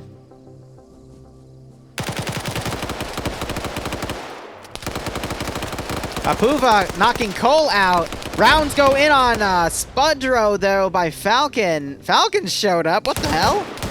Yeah. 240, man. 5 kills with it so far, and Spudro will be his 6th. Clown hops the wall, gonna execute Spudro. I'd want to give the kill to him. Or to Falcon, not Clown. Spudro's about to wake up, but still got knocked out. He's lost too much blood pressure, or he's in too much pain. And now it's up to Apuva, who honestly is a really good player, but he's being shot at by Victor, and he is boxed in. Oh, that's deadly. Spudro's down. Position up there. How do you even get up there? Is there a ladder on there? There's a ladder on the opposite corner of that building. No, the pole on the opposite side. You can climb that. I like a ladder. It's interesting, but it works. That's the only time I think I've ever heard that in any Arma like thing. Oh, that's amazing. Yeah, I think I see the pole, the one where he's the corner that he's at now. Yep. And Falcon's trying to be aggressive. He wants that last kill. He's on 5. He wants to make it 6. Liru, real quick. Yep. Iander's in my chat. He says, we've discussed it in Scandi Recon, and if Falcon doesn't clutch this, we will demote him to Grouse. Yeah, he told me that earlier. I completely forgot to tell you. My apologies, man. That's a good line. And there's time. Defended.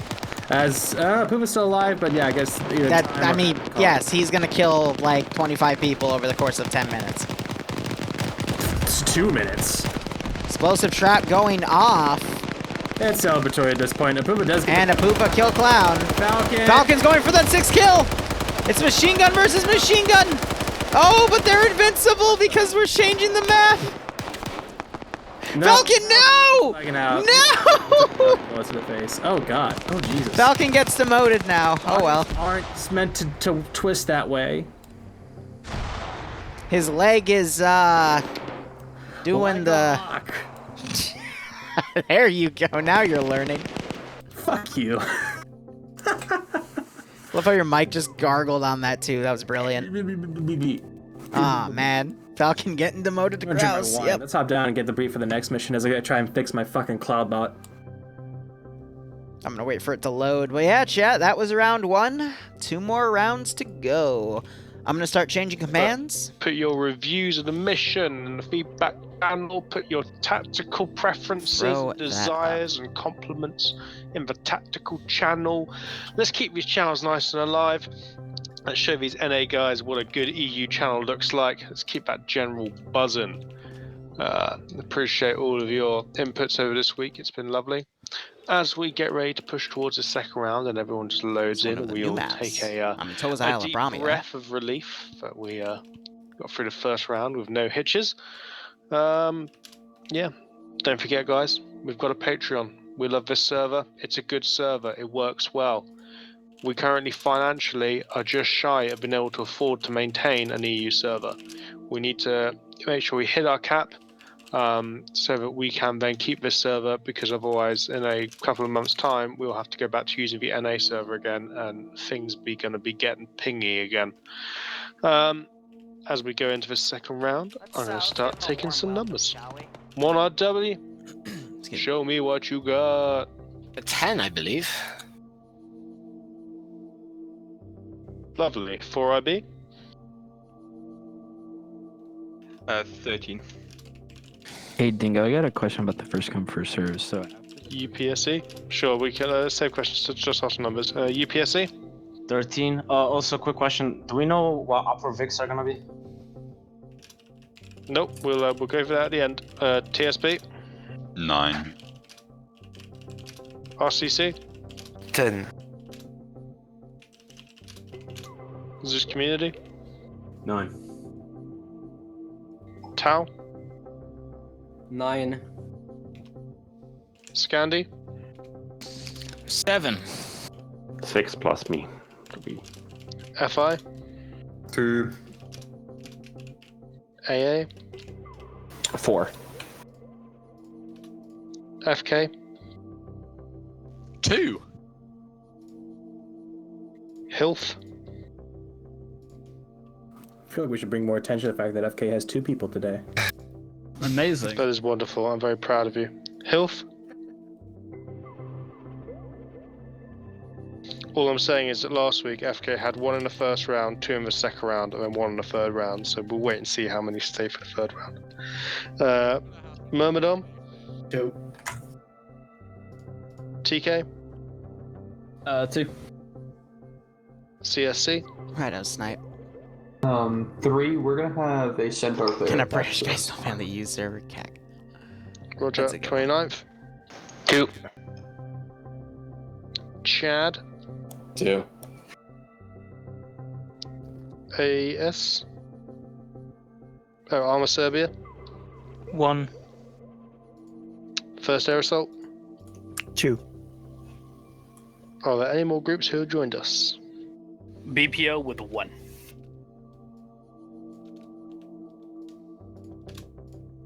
Lovely. Okay, so let's What are your questions? I hear so many questions. Got me and whoever's a TF121 still here together. Task Force 121. There is nobody here this week from Task Force 121. NA then, never mind. For the first come, first serve. Oh, so 121's here. There's 4 of Yeah, we us. got My like bad. 4. Oh, Task Force 1241, whatever you are, people. We got people here. Yes, Very we possible. got 4 of us here, but we're primarily reserved for NA.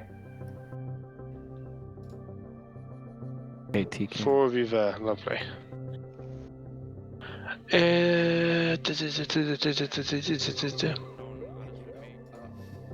Dingo, for the first come, first serves, is it your first come, first serve for a round or for the entire event? It's usually first round because everyone peters out second, third. Yeah, it tends to be that first round is when you need it. I mean, like now, if you look, we're down to 114, so there's actually 10 slots free. You tend to find that you only need to reserve for the first round, and then after the numbers sort of they jump down a little bit each round as we go. You should always come first. So can the extra jump in now that there is a free slot? Yes, so there's 9 free slots at the minute. The way that the structure that we've trialed tonight, and it seemed to work relatively well, except that we try and get the mission maker in for his mission, and he got kicked out, and then I got kicked out as well, which is a bit weird.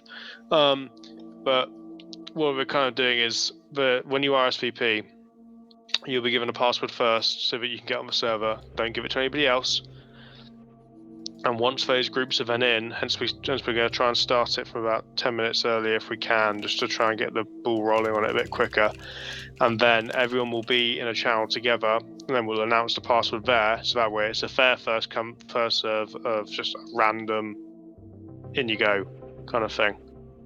Because otherwise, if people are first come, first serving, but actually they've been here for like several hours, bear in mind there are some people who play religiously who come straight from work, and they would never be able to play because there's somebody who's not working who'd be able to get in like 5 hours ahead of time, if that makes sense. And there's always more ways that we can try. It's just the way that we try it today. It seemed relatively successful, so we'll look at seeing how that goes in the future. But that's a staff problem. It's not a you problem. All of your problems is just making sure you're all following the rules, having fun, and enjoying the event, and coming back each week. That's what matters. And supporting the Patreon, and playing the FNF bingo, and all taking a shot because I'm saying I'm sorry. com/938 media. See, Arkle, I don't endorse it. I don't even need to endorse it. Other people do it for me. Let's get slotted. Yeah, let's get slotted. So attack, defense, blue for 15% blue for advantage. So let's have a look. RCC, let's get you OP4, option for leadership.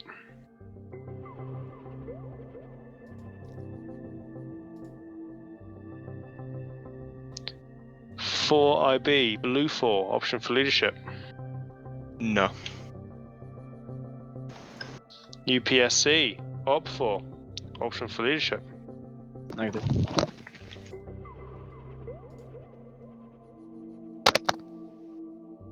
Who was that just sent? Was that UPSC? Yeah. Cool. I looked away from my paper and got confused. Tau, blue 4, option for leadership. No, thank you. Scandi Recon, OP4, option for leadership. Nah, dude. Zeus Community, blue 4, option for leadership. Pass. TSB, OP4, option for leadership. No. You guys are killing me here. Task Force 141, blue 4, option for leadership. Take it.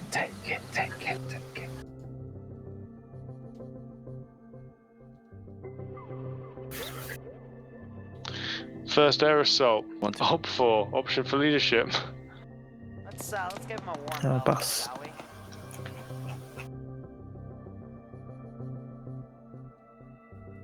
One RW, blue 4. pending potential option for leadership. There's an Waiting explosion out. going on in the TIOW Discord because they just posted a bunch of Necron pics. AA op 4. So that's been interesting. Same situation applies. Pending. FK blue 4 option for leadership. Oh no, Dusty took blue 4. No. Hey, Switch it to what for? Hey, Dingo. 121 slotted on blue 4. Yeah, that's fine. That's it. Can you switch we're FK to starting what with for? Because Necrons haven't been released yet. So it's a new Dusty, thing. if you want to jump on, It got released from a dev that quit the team 7 months ago. Group, I think. So it's really ominous, but everyone's going like, ah. Oh, cool. That's pretty cool to look at. Yeah. Okay. So yeah. So Fred, it's yours. Is it? He was called first, so if he wants it, he can take it because he got it before I did. Dream STS. Well, you can take it if you want. Thank you. Okay. Myrmidon op 4 option for leadership. Decline. FI blue 4. Hilf op 4. Oh, they're not even here. CSC op 4 option for leadership. No.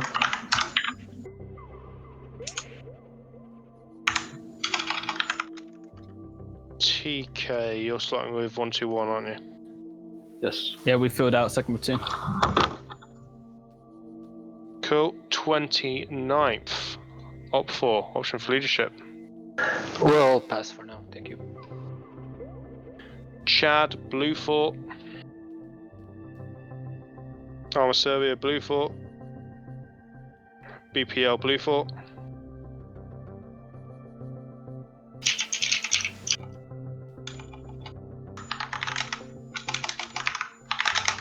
Okay, that should be every group slotted. Is there any group not yet slotted other than the Centaur? Somebody stop typing hot micing.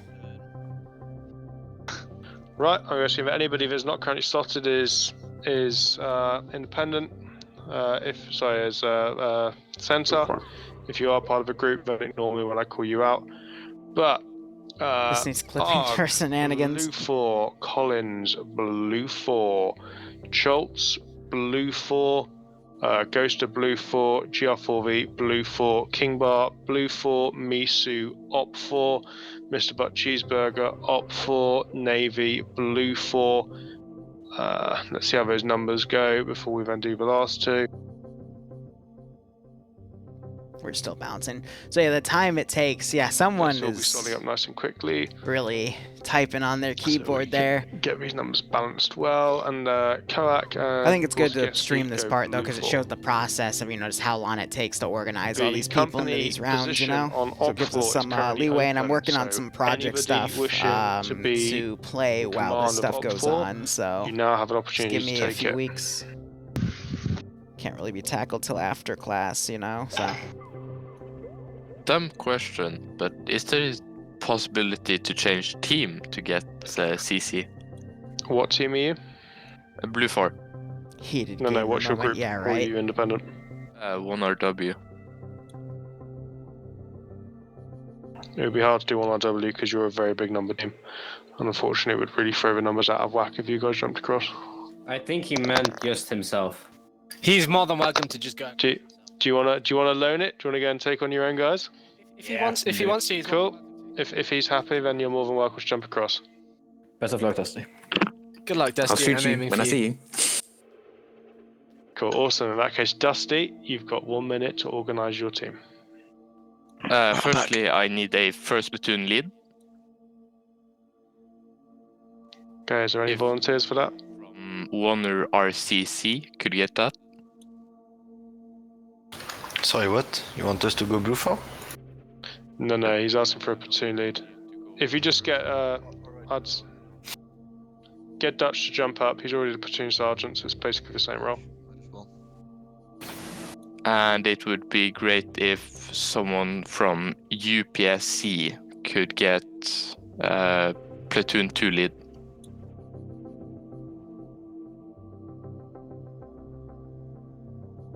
Dutch, could you take the platoon lead? Yeah, Dutch.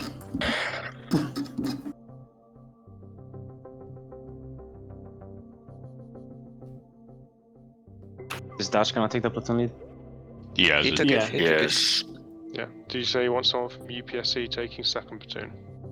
Roger that. Let's give him a warm welcome, shall we? Okay, someone from UPSC. Anyone want to step up or be voluntold? Clown, do you want to take that? Not particularly, but If you're willing, 29th can take it. Yeah, leadership is one of the last roles usually Go to be for it. You've taken got one guy in the sat in, platoons. Echo 1 by himself. He needs to jump across and join a different squad anyway. You can join Delta 1 medic. Yeah. Hotel needs a co-pilot. We still are not 4. Just do it both, Mountain. Come on. The Mountain needs a gunner. Okay, I'd love to. Dingo is now your gunner. Okay, that all looks good. Are you happy with that, Dusty? I'm happy with that. Awesome. Okay, Fred, you've got 1 minute to sort your team. Let's see if real you quick. spot the obvious issues. Right, firstly we need a first platoon leader, and that would be nice to have. I would voluntold. You got a lot of stuff to fix. Yeah, I know. Thank you, Ghoster. Appreciate it. Bravo team lead would be nice, however, not necessarily necessary. There's going to be a lot of people in vehicle where crews else was too, it? so Foxtrot that's why 2? everything's Can you also a swap mess. to either Foxtrot 1 or just somewhere else? You could give him Because squad lead, and then you can sit in the machine gunner slot. you need 2 people for a squad, don't you? Yeah, raid or raid, have but fun at you can D&D, just man. Put a squad lead in there, It's fun and to that'd do. be the squad, because there'd be 3 people in that squad, plus the squad lead. Where he is now is exactly the same as a squad lead, as a team lead. It's the same kit. Second platoon is fine. Charlie is good again. There was someone else who I didn't like. I think he'd moved though. Yes, he did. Thank you, Yang, as well. Team leaders, or is there anything that you want to say to me? That's important. By the way, spoiler, if no one takes Bravo lead, most likely I'm just going to designate you as the Bravo team leader, so just keep that in mind. Squad lead, doesn't matter. Oh, okay, that's fine then. Sorry, I didn't see that. Right, that all looks fine and dandy to me then. Any other concerns, guys? Awesome, fantastic. Let's push forward to our briefing. And I'm going to take a piss. Be right back. Hey, Dingo. Guess what I'm drinking? Guess what I'm drinking, Dingo? Can I watch? Piss. You're drinking piss. Castellero del Diablo, sponsors of documentaries on Channel 4. 2018. You don't say I think that. You say it's been a Castillero. long year, so I wonder if that's aged the wine longer. It really annoys me. The backstory of that horrendous comment from Base Beer there is that it was my favourite wine, and then it sponsored Channel 4, and now everyone drinks it, and now I don't like drinking it because I feel like I'm not so niche anymore. You don't Fucking pronounce it. hipster. Same here. You don't pronounce it Casillero. You I pronounce got it. I got it 'cause it Casillero. was £4 and test. Casillero del Diablo. This is an See? interesting. I think FNF needs sponsorship now. I'm back. Raid Shadow. Dingo. I want your opinion on Sophie Simnet. I think this is the Northern No. Fronts map, just modernized. Everybody breathe air. Dingo, I would like your My legal advice has informed me not to respond to that comment. Dingo, I'd like your opinion Good on choice. chocolate orange pastry stout because that's what I'm about. Okay, break. Nemesis, my friend, what is our brief? Destroy mission 2 caches. We're trying out some new presets with the new uniforms and shit we have. So UK, Blue 4. If you see any weird things, let me know afterwards. If you see any weird things in your inventory you don't think you should have, just don't use it. I've tested it, but we don't know. How exciting. Blue 4 leadership, do you have any questions? Boats, yay or nay? Any questions? Yeah. That was a question. Boats, yay or nay? Nope. That's disappointing. Alright. What are the uniforms? We'll find that out in a second. Just look at the Orbat. Right. No. Any no, other questions, no, Fred? No. Cool. Op 4, any questions, Dusty? Any vehicles the defending side has? Nemesis, what vehicles does the defending side have? Like it wasn't said in the briefing or in the lobby. I can't 2 remember. BTR-80s, 3 gases, and an MI-24. The helicopter. Yeah. Cool. You'll be able to see it when you get in there. But cool. Okay.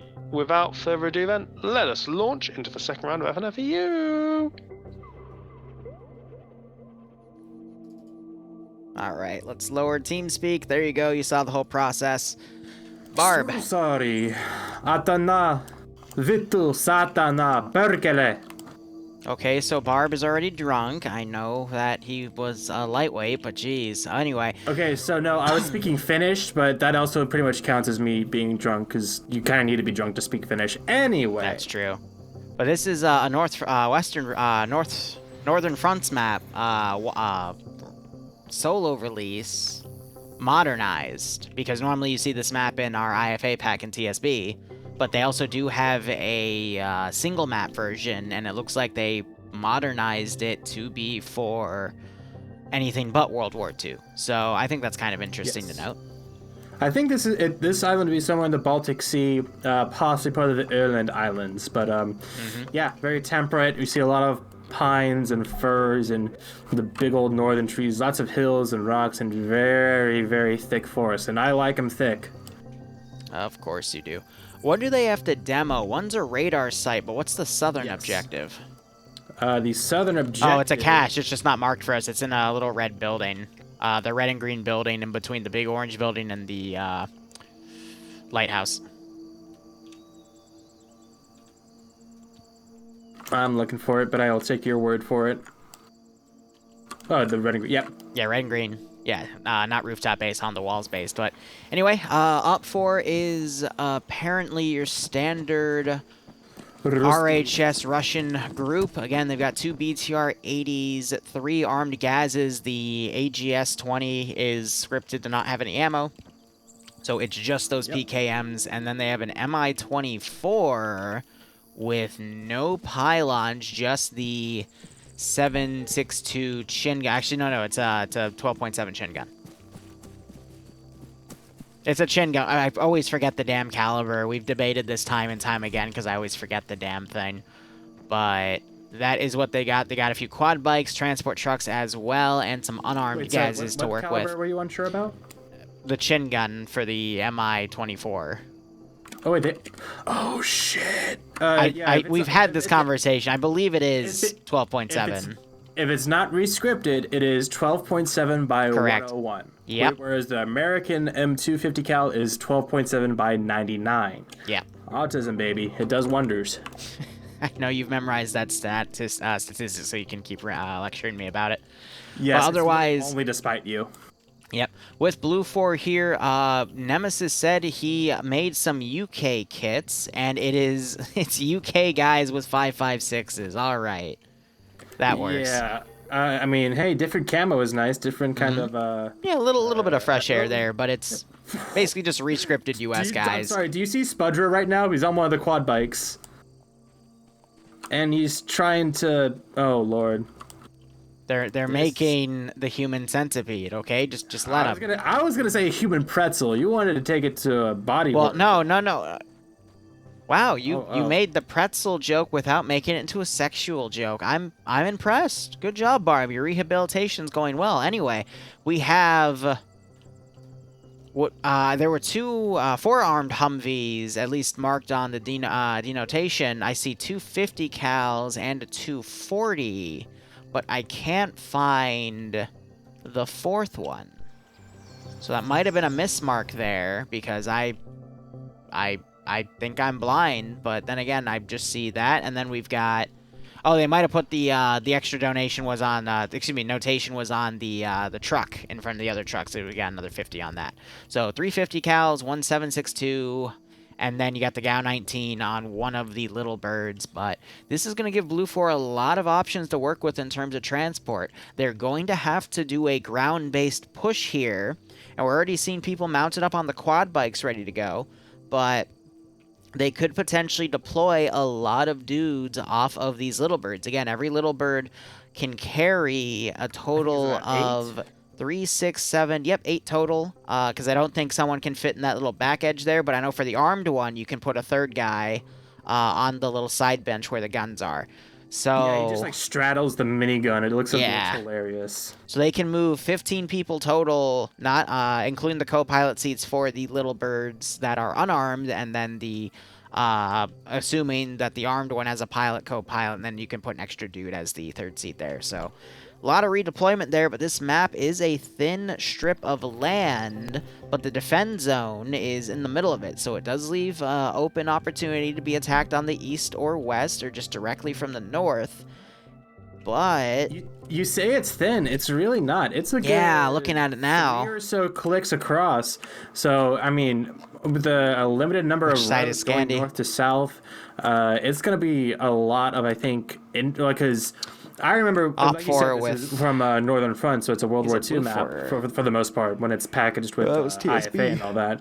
And I played a few ops on here, and yeah, after a certain point, it's like, especially on these like side roads and a lot of these hills, it's a lot of infantry on foot that have to cross over here, cross into these thicker and more rough terrain parts. So I think it's going to be...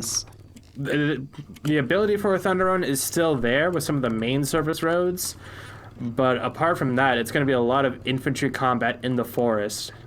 That's what I'm thinking. But apart from that, they do have the ability... I mean, I can see one of those little birds try and fly around south and a group just off the coast to the east or west of the southern objective and try and work it in through there with some supporting fire from the Gao 19. Yeah. But otherwise, it's going to be a tough fight for this forest. And by forest, I mean the entire fucking island. We'll see where Red Force sets up their defenses, but I think they're going to stay consolidated and not really send out a recon force. I would imagine with 2 sectors to defend, Op4 is probably going to do a 40-40-20 split or something of the equivalent. 40% defending one AO, 40% defending the other AO, and the remaining 20 is for offense or assets such as the helicopter, the BTRs, the armed gases, if they don't use it for defense, respectively. I know the Mi-24 will be able to outmaneuver the Little Bird to at least get away from it because it has the more powerful engine, but that Gao is going to be able to easily penetrate into the cockpit, but that Little Bird is lightly armored. That Shin gun can also easily penetrate into the Little Bird, so it's going to be a mix of who can strike who first. But if Blue 4 goes for an air rush, they're going to have to definitely scout with the armed helicopter first, so the Mi-24 doesn't catch the other Little Birds out of position, because a lot of people on those side benches would make for a very easy target for that 24. By the way, for the Russians, what caliber are they doing? I would assume 5.45, but it never hurts to check. It's 5.45, yeah. 74s. Well, you can tell by the straighter mags. Yep, yep. So basically 5.56 versus 5.45, near equivalent, so... No advantage in calibers there, but the machine gunners per squad get 7.62 PKMs, whereas, against the 2.49, and there's different advantages of Op4 versus Blue 4, but good gosh, remember when we both started around the same time? Op4 had the RPGs at the squad level, and that was like the biggest advantage they had was a reloadable AT. Yeah, and then they got rid of that. Like the 2 PG-7Vs and then an OG 7V, which is the highest. Yeah, which is the AG, and they would just deck Blue 4 all the damn time. But that was also when the AT guys had javelins and shit. That was wild, man. I missed that Friday night fight. After, but yeah, now that they've gotten rid of javelins, I would love to see more widespread, like, dumbfire rocket AT, but bring back some of the tanks. Like, even if they're the vanilla ones, I would love to see some of that. Yeah, the trick is they just want to make sure that one single asset cannot just sit on a hill in some AO and just completely murder an entire group of infantry. That's why you'll never see things like IFVs in the AO, with the exception of a few. Either. We've seen the PMP the flare BMP used in one op, and it was actually pretty cool. But the enemy faction ended up stealing one and trying to use the maneuver. That was a good op. That was actually recent, a few weeks ago. Yeah, that was the one. That was a nighttime one. Winter Oreo Castro. Yeah. Wait, Oreo Castro, or was it a Berezino? No, wrong map. Berezino. Oreo Castro's Altus. Berezino is Chernogorsk. Gotta stop sniffing the glue, man. It's bad for your brain. Dude, I'm tired, man. I'm making sure my group submits the frickin' paper on time. It was due 4 minutes ago. I really don't want to check my phone because they said 15 minutes ago that they were going to start finalizing the submission. So I hope they got it on time. But I just need 1 point out of 10 on that paper, and I'll pass that class. And that's the only one I was worrying about. So I'm stressed, okay? I'm fucking stressed. Lord, I understand, dude. But I'll be honest. When you said that, I nearly had to I nearly spat out my wine. Like, not out of like laughing, but like, holy shit, I know exactly how you feel, and that's some fuck shit. Any college student would know how I feel. I'm gonna look at my phone here. Career projects in general, dude. Career projects in general. Oh my god, they got it submitted. Guess if it was due at 5 o'clock, tell me right now, what time did they get it submitted on? 4:59. 4:50 fucking 9. Let's fucking go. Let's fucking go. Now you have a reason to drink. Well, you've always had a reason to drink, and that reason is me. But now you have a good reason to drink, like in celebration.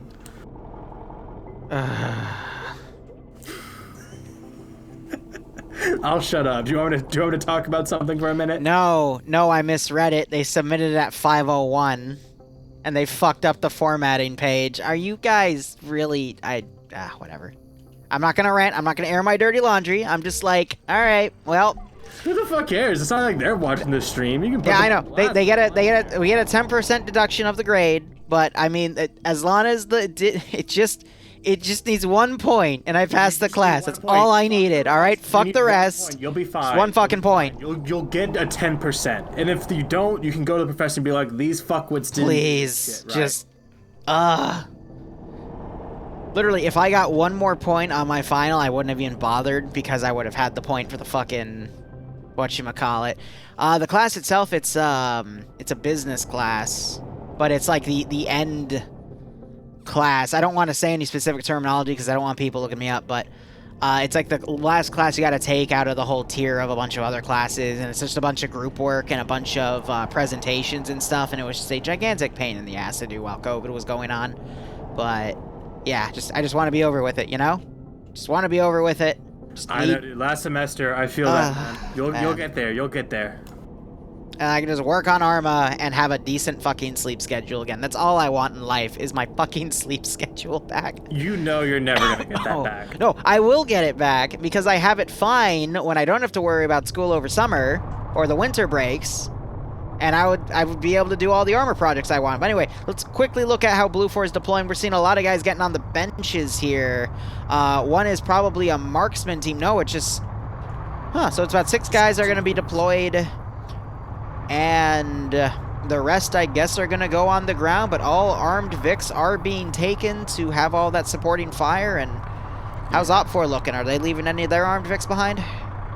I'd hope not. It does not look that way. Just some of the transport trucks, but that's fine. And helicopters are waiting to spool up when the mission officially begins. They're actually, like, pretty much abandoning the radar site. They have Galil and Pads' vehicles up here, which are just 2 fucking quad bikes. One of those are the marksman teams. Yeah, well, one of them is. I think. No, both are the marksman teams. One's driving, the other one's on the back. Yep. So that's a smart call. Have them be mobile, try to harass early on. The other groups, we're going to probably see a counterattack led by a vehicle, but since they have a bunch of infantry with them and a truck, they're probably going to try to stop somewhere along one of the MSRs here. They're going to have to make a guess, though. Or they could potentially go into the building with that solar, that power station, and try to set up a base of fire, because no one's played on this map yet, so they might think they might see both MSRs from that position, but looking at it, there's no way in hell you can't really see either. But good idea. Yeah, good idea nonetheless. I'm surprised at this on the northeastern side with Logan, Patriot, and all these Vics up here. The Gaz Tigers that are armed. They're or one of them's armed actually, but looks like they're gonna be doing some kind of forward element somewhere maybe towards the lake or by the big site, the Yeah. big factory up to the north, which is kind of surprising. But yeah, the rest of them are just kind of holding out in the southern objective, building up. We see a bunch of HESCO barriers and Being made, yep. basic defenses. Yeah, looks like they're trying to do some roadblocks with the trucks too, which we've seen before. So They take the wheels off, they put them down to stop any vehicle from thunder running. Will arm on the wheel and fly off and explode. Those are cute. But it's pretty much hard vehicles. But yeah, sorry. Yeah, it's a 60-40 split. Oh, Nemesis, no! Bassbeard was disconnected from his mission too just before it started last round, so it's a mission maker's curse going on right now. They can't play their own missions. Oof. This is the second time it happened, actually. I saw it earlier, but he had plenty of time to get back in. But yeah, it's gonna crash it lost it again. Oof, but we're seeing about a 60-40 split for... Yep. Up for 60% defending, 40% are going to be in vehicles or counter-attacking, so we'll see if they're able to get any fruit with that. And there goes the start. And Blue 4 is facing the north. Yeah, I think that they might just swing out to sea just with the little birds, but yeah, they're getting up and getting going. Ooh, whoa, the armed one is breaking off, going direct north, and the two with crew are gonna fly west. That's very risky. They're probably gonna do what they did in the last one, where the Huey like pushed around outside the map boundary, trying to stay well away from the ears of the defending Look team. at the map, though, and scroll out. Look at where the 24 is going, and look at where the unarmed little birds are going. And we might have a very harsh lesson in why you need to escort your fucking aircraft. Do you see it? Yes, I see it. It's Mountain and Dingo in there. They still have their gear down for some reason. But yeah, that shin gun. What do you need, Hadja? I'm gonna switch over to the gunner's position now. Oh no, this is why you were supposed to escort them. They literally have eyes on. The 24 is gonna have eyes on. This is gonna be devastating. He's looking at the coast. He's turning around now. Opening up. Oh, gets the driver on the one with more people! No, that was less people. Okay, so the +4 is still good. The +2 is down. Oh, that is why you need to have the armed helicopter escort the unarmed.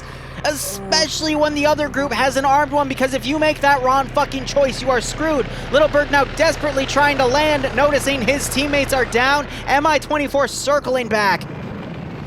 It's gonna catch him. No, he flies over. He doesn't spot him in time. He bangs, but it's gonna be too late for a pass. Mountain just needs to hover at this point. I don't know if any of them have 18. Yep. They're not wanting to get out. I think they're just trying to hide from it. No, they're getting back in. And here comes the Gao 19 coming in to assist. Finally, took him long enough. I see some shots. They had to fly from the other side of the map. I get it, but geez, that was... Losing a helicopter, losing a few guys early on, that is not what the attacking faction wants to do. They will lose their numbers advantage and potentially more. Now I think the MI-24 knows it's being pursued, so it can easily outfly the Little Bird. They just have to commit to a direction and go pedal to the metal here, but they break left. They could still see that other Little Bird and potentially do a run on it, but I think they're going to go full evasion instead.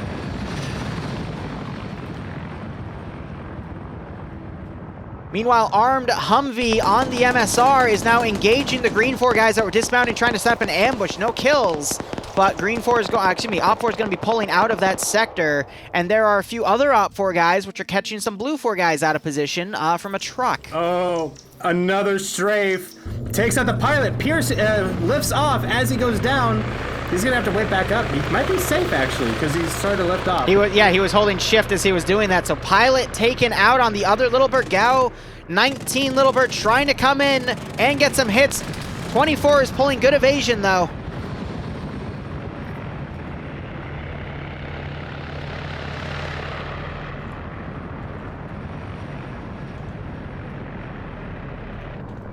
They're flying right over the convoy, possibly some free 50 cal fire, and so we hear the 249 fire, but it's not enough. And Pierce has woken up on the Little Bird, and he is going to try to fly away. Meanwhile, we have a marksman team with 3 Blue 4 guys in the middle. Blue 4 doesn't know about it. I don't think they're going to pursue. Yeah, go ahead. The main that forward red 4 group, they're pushing up. They're going to come in contact with the main blue 4 group. They already have. Blue 4 fired on them with an M2 Humvee, so they know they're there. I see. Well, they're skirmishing now. The Humvees are pushing up as Kasatka tries Just checking that GL. Yeah, but no dice. Spraying at the armed truck. No one's in it though. Yeah, but there's infantry further down. And there's that M2 ringing out.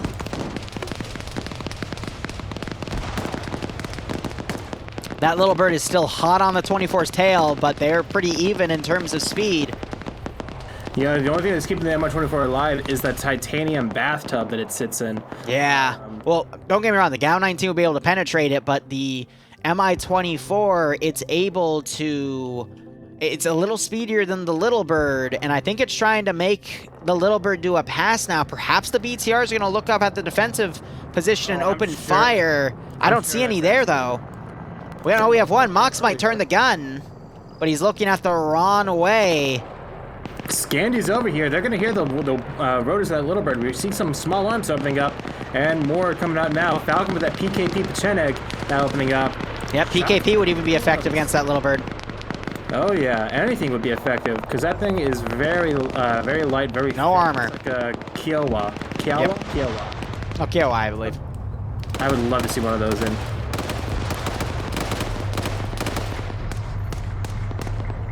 Blue 4 in a panic with their main attack wave being held off by the skirmish force that pushed up to meet the main force going in.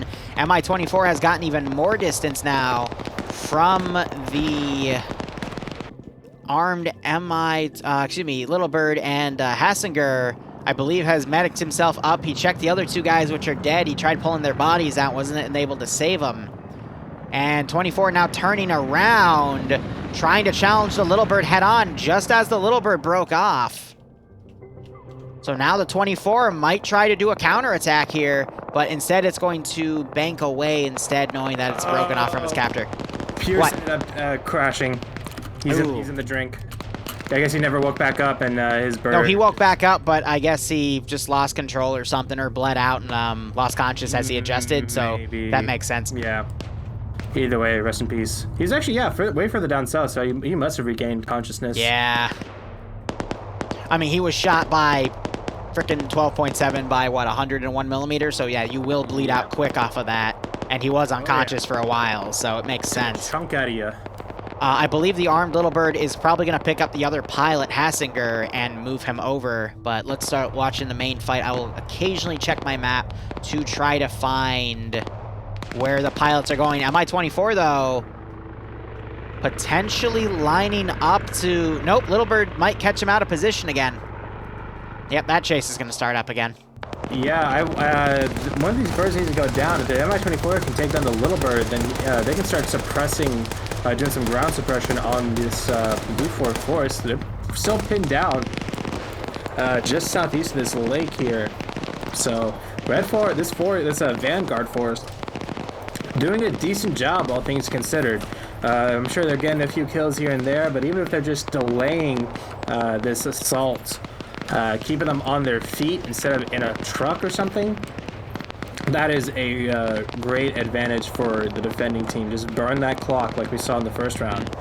So far, Blue 4 has lost 6 people. Op 4 has only lost 1. One of the, actually 2 of the major players for Blue 4 is they lost their 2 IC and Platoon 1 HQ lead, as well as, one of their helicopters. So definitely Op 4 has been taking the upper hand here. Blue 4 really needs to somehow get out of this one position that they've been in a firefight in for at least 5 minutes and try to mount up and reposition to get around and away from this Op 4 group, because if they keep staying here, they're losing men left and right compared to Op 4, who has only lost a single dude. So risky. Very risky to stay here. Yeah, I mean, even, again, the longer that they stay alive, I'm seeing, like, a fewer numbers. They're getting a bit more thin 24, down. coming back. Oh, yeah, and here we go. Trying to get some recon data, or at least scout things out. Didn't conduct a strike there. No, they struck a little late, though. Yeah, and that one gap. It's hard to tell from that speed. They were firing on their own gas, but no casualties, thankfully. You can see the bullet impact by it. The armed gas is now turning around on the road, but you can see all the bullet impacts right there. Yeah, although that could have been from the infantry. I saw the tracers kind of split the gas bit. Yeah. They could have spread it. He could have sprayed Blue towards 4 it. Charlie coming around. Either way, we have Bassbeard way on the eastern coast now, his little marksman buddy team in the quad bike. And south of this big Red 4 Vanguard force, we have Akuva and Spudro acting as another two-man fire team. They just have rifles and an M72, but they might be trying to get some kind of... They're trying to get the bigger picture for it. Yeah, they're not going to go for the radar site because they're only a few guys, and they'd have to get a little too close to recon that out from their angle on that section, not realizing that that's all taken. Atherberger, who had stuff, he was dragging his ass on the grass. And the ahead. Did you? Okay, He's so in that one position where you're sitting up, or whatever. Yeah, he was in that trying to like maneuver around, but then he just got shot. Your mic is dying. Yeah, so is yours. Oh, that might be a DDoS on the server then. It might be having some packet loss, but you missed it. Blue 4 AT'd one of the armed gazes, killing both the driver and the gunner, and then the Vic still driving ran over one of the OPFOR team leaders or squad leaders. This is locked first person. And those helicopters, again, it's the Little Bird still trying to stay on the rear of the Mi-24. Barb, you there? Yes, Mr. Roboto. Yeah, we're having some packet loss then. It's not us, it's the TeamSpeak server. So robot time. I don't know. That's a first. The server's becoming Detroit become human. It's coming back. No. Oh dear. Wake up. That's going to be really messed up to hear. Just imagine you're OPFOR, you're trying to report back to the main force. It's like, we're under attack, but it sounds like a robot with that distortion, just auto-tune in. Oh my god. You can only imagine what these guys are hearing locally in the op. Jammers on our equipment. It's a TFAR jamming script. Oh lord. Jimmy's actually in my chat, so yeah, she probably did some of that. Yeah, so OPFOR, it looks like they're starting to break off. We saw the far western flank. 2 guys remaining. They are pulling away, though Logan is part of that pair, so they might try to do something. And Pads and Olaf as the southern marksman team might be trying to come around to hit those 3. And Lusod with the armed Little Bird managed to drop off the other pilots in the water to try to bring them in, and the aircraft are now trying to strafe each other. It's getting bad. I'm gonna mute the stream. We'll check in 5 minutes, okay? Okay, we'll talk in 5 minutes. Oh, that sounds great. 300 ping TS. Otherwise, both choppers just try to engage each other. Minimal damage on either side. I'm not seeing anyone trying to attempt a landing. We also have a Blue 4 guy. DeCastris has run up. He is really confused here. Getting picked off from the lighthouse. Devincer running up to try to get him. I don't know if he was with a guy. No, he was part of a full fire team right here, and they are all down. So Foxtrot 1 trying to lead. That was the 4-man fire team that was part of the Little Bird that managed to land. We completely lost track of them. But they were just completely taken out because they were trying to test the defenses of that southern AO. Meanwhile, the main Blue 4 force here is pushing through. And we have Clown trying to get in this Vic to pull it back to see if it is still viable to drive. But we have some Blue 4 guys staring right at him. I think the engine's going to be dead. Yeah, so he has no choice but to run off. Blue 4 right behind him, firing at more OPFOR guys right here. Stanners is head bugged. Nope, there he is. Hold on. Wait a second. Something's wrong here. Stanners has his partial active camouflage going, but he just got knocked unconscious and is getting double tapped. But that's interesting. I forgot. Some of the UK players, they've got some really interesting gadgets there. But OPFOR is able to take him out. But they're kind of trading evenly at this point. We see Schult down. He wakes back up. Stanners woke up for a second but got knocked out again. And Blue 4 is still kind of coming around this AO to try to check it out here. OPFOR, for the most part, we're on the 30-minute mark. I don't think we're going to have any overtime close calls here, because just for the sake of time with 2 objectives and the main force that close with 35 minutes remaining on this round, I still think Blue 4 has plenty of time to move in, but Blue 4 coming up, possibly losing contact with that fire team, indicating that there is a defensive force here, so that group isn't going to be too aggressive pushing in. Plus, these 2 BTRs being really well hidden, best they can, behind cover, and some trees trying to pick off. And it's one of those spots where it looks cool on the outside, but in reality, when you, like, look at it from the outside, it's very easy to tell it's there, but it's a little bit of a, you know, a missed perception from the driver and gunner on that BTR. But either way, yeah, sneak 50, right? So Sanders, I doubt he's going to wake back up. Chult pulling away, Owl pulling away as well. We had Sideways pulling back, but yeah, I think this group is now going to start fortifying that radar station to at least hold it. We've got more guys pulling into a truck, and they are going to try to pull away, but they're going to have to be quick about it. Mike going into triple time to get in. Vonk having a bit of trouble, but these guys need to move quickly because they got 2600. He does have AT too. I'm surprised he's not pulling it out and trying to risk a shot here, but I think he wants to make sure it's clear before he does it. There we go. He's pulling that AT out now. Quickly looking up, we still have both the helicopters armed. It's pulling away. 2600 has a shot here, and he takes it. Knocks out Clown. I think Clown actually got out, but got armored. And now these guys have to be on foot moving back. Clown wakes back up. You know when you're run over by a Vic? Ooh, he might be crippled from that. But, you know, it doesn't knock you out in Ace, but it's a vanilla feature where you get ragdolled if you get hit by a Vic, but it's not enough to kill you. That sort of thing. We also have a marksman team back here picking off dudes that are part of Blue 4. I don't see any kills here from that. And we have the helicopters again duking it out. MI-24 did something really risky there, almost pancaked. So did the Little Bird here. Little Bird trying to line up a shot with its gal before the MI-24 can get away, but at that angle, the MI-24 already has a good start. It's trying to get some shots here. Might have actually gotten a few, but I don't see anyone down on that vehicle. Meanwhile, secondary explosion going off on that truck. Clown forced to patch up his legs, and 2600 is down. Don't know who shot him, but Blue 4 has now had to stop to try to save him. We do have 2 medics nearby, though. That could. So these guys just need to focus on pushing. Little Bird flying low, maybe trying to catch some of these Op 4 guys out of position here, or at least play low and defensive, so when the 24 comes back, it can try to be hidden, because you got to remember these guys are all locked in first person. No, it only, I can't, wait, Nemesis kind of sad Panda as now you, wait, so Nemesis stream only has 2080K? Because I don't even know how to change that, to be honest, so. Well, sorry, I'm reading chat, just trying to interact with you guys. I don't know what to talk about. Are we good now? Still a little spotty, but it's better than what it was. Your call. I deal with your Roboto all the time, but fuck, MI-24 just got sniped! I don't know if that's a driver or gunner. I think it was the gunner. No, I think Mountain's in the pilot seat. Yep, he's down. Dingo is now a sitting duck. Well, no, I think Dingo took control. Dingo took control. Yeah, he can take control of that.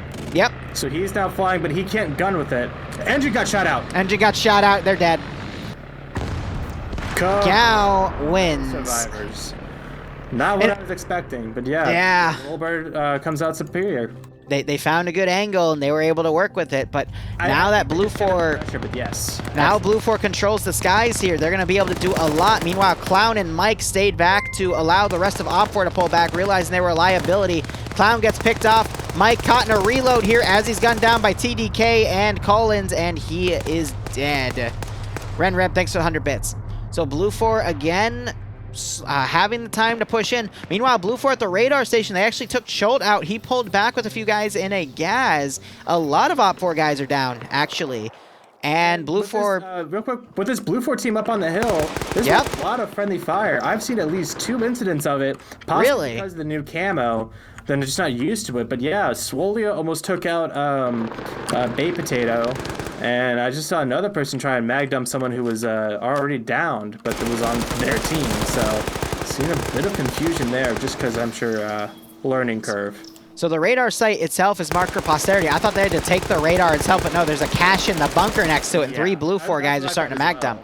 Yeah, usually because when they mark it, it means it's a custom objective. So OPFOR still trying to pull guys back, but by the time they get here, I believe this thing's going to be destroyed because between 3 people mag dumping it is cooking off now. So that's done. OPFOR has one last thing to do. Blue 4 still has that platoon battle line. I'm not sure if they're going to walk the rest of the way or mount up, because if they walk it, they might be a little rushed towards the end because it's still about 2 clicks to work with. And we also have Hassinger trying to infiltrate into this AO, but he is taking shots, and he does have Dusty that might close the gap on his rear. This defensive force, I mean, this is the second harassment wave Blue 4 sent here. The first one was the 4 people from the Little Bird. They were all picked off, though, in the middle. If you look up to the truck, you can see that. But we also have the GAU 19 now firing on the BTR, trying to disable it. And then 2 different angles of fire coming in, but the Little Bird was able to pull out without any casualties. Good, good, good. Oh, the BTR's cooking off. Nice. I guess they got a few engine hits then. Amazing work. Yeah, no, that was great then. Too late. No, they're gonna be able to get away. Yeah, the BTR cook-off tends to be up to like 15 to 20 seconds. Depends, yeah. But oof, that's big. This MI24. This AH6 Little Bird, they're doing work. Taking the MI24 and a BTR. That GAU 19 is a 50 cal, so it has that capability. That's not the surprise, but the actual skill to be able to do it. Because if you're not familiar with it, that's got hit right here. For the AH6, it's a little dot. And he's got Blue 4 marksman right here. Made out of Sharpie. It's just a little dot. That's what you aim with. That's all. That's all you get. And so for them to do this, very, very impressive. Passenger has gone down, by the way. He drew too much attention to himself, and I think Hardcore Yanni took him out with the GP25.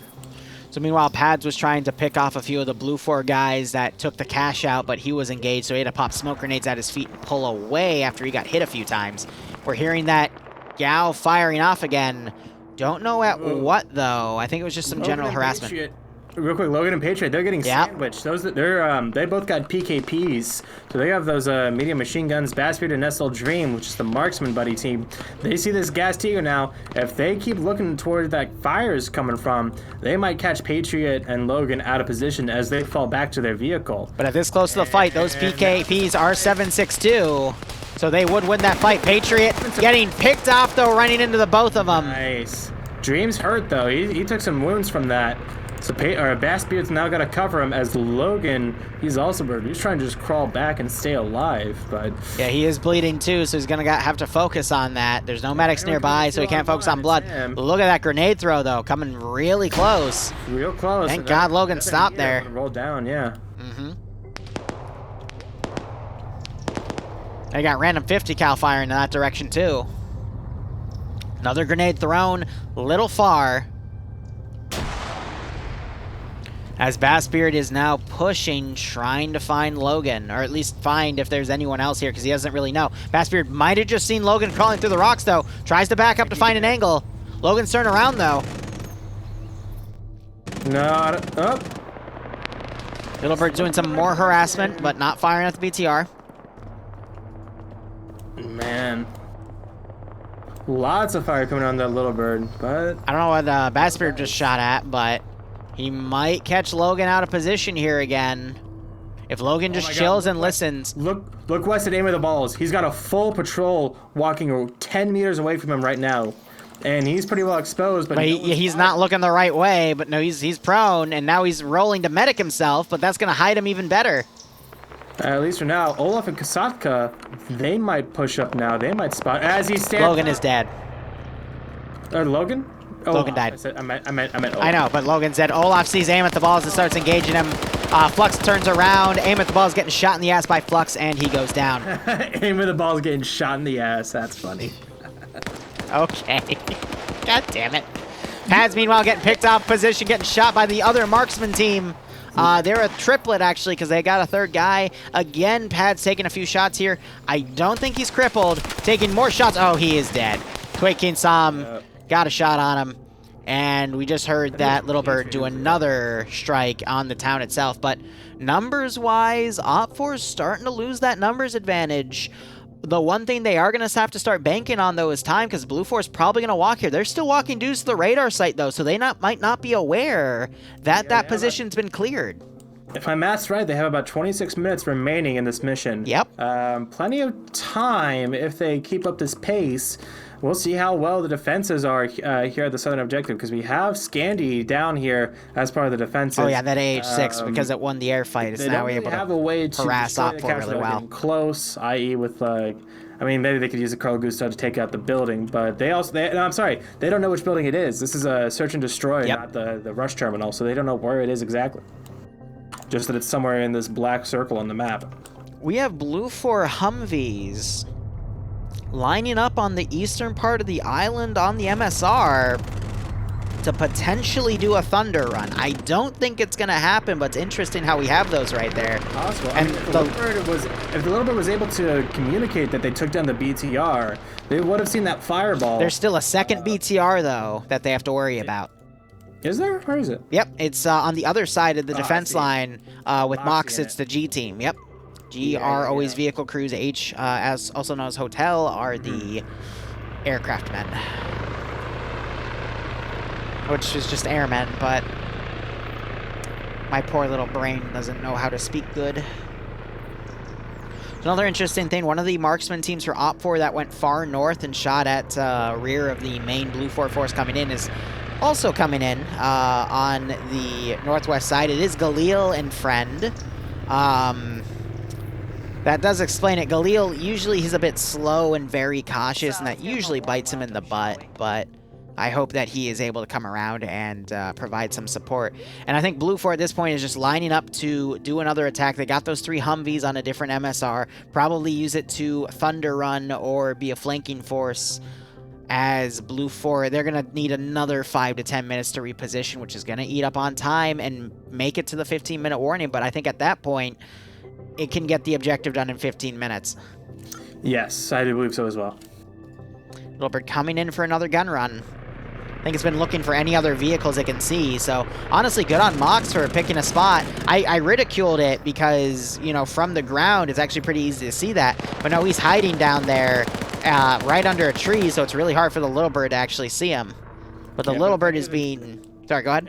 If any of the teams were to come from like the west-northwest area, they'd be able to spot them pretty easily. Especially there's like even a rock ridge that you could easily get a shot on. That's like maybe barely 100 meters. So we'll see what actually happens. I'm trying to keep an eye on these Humvees. They're starting to move out slowly. I think they're second guessing this a little bit, but they are loaded up, ready to roll out as soon as this main infantry force in the middle gets down their way. They've also commandeered the Gaz that Logan's team took. So they've got... And the machine gun poking at the top. I'm surprised they didn't take the 7.62 PKP. Random explosive charge in Op4's defensive line goes off. I think that was a misplay. Don't know why that happened, but that or Blue 4 found a dead guy on the front line and found... No, they wouldn't be close enough to dead it those. I don't know. I think that was a mistype. If it was a 152 detonator, then maybe. But if it was the M57... Yeah, no, it's the M57s, though. They never give the 152s. Maybe it was on a timer? I don't know. Yeah. Anyway, Dusty is going back with a group of 3 Op4. He was in the way for 3 Blue 4 guys, that marksman team that took pads out to possibly run into them, but I think they're going to bypass each other. One fear, though, is Galil still coming up with that quad bike. Could get caught out of position by the Blue 4 marksman team, and they could get 2 more free kills. This team has been doing really good work counter-sniping that one Op4 marksman team with Twig having the kill, but they might catch the other one here. But I guess Galil sensed it because they dismounted early. And now they're looking at each other, I guess, talking. Lolo. Oh, they might have hit something, so they stopped to bandage. That's funny. The Gaz, they're pushing really close. They might spoil this northeastern flank. Because they're just pushing in. They do actually stop, so I think... No, they still have a lot of trees in the way. This is really, really foresty area. Yeah, forest, for lack of... Yeah, thick forest. That's the proper terminology. There's not much that can be seen past. Like, you can't really get 50 meters past on the visibility for it.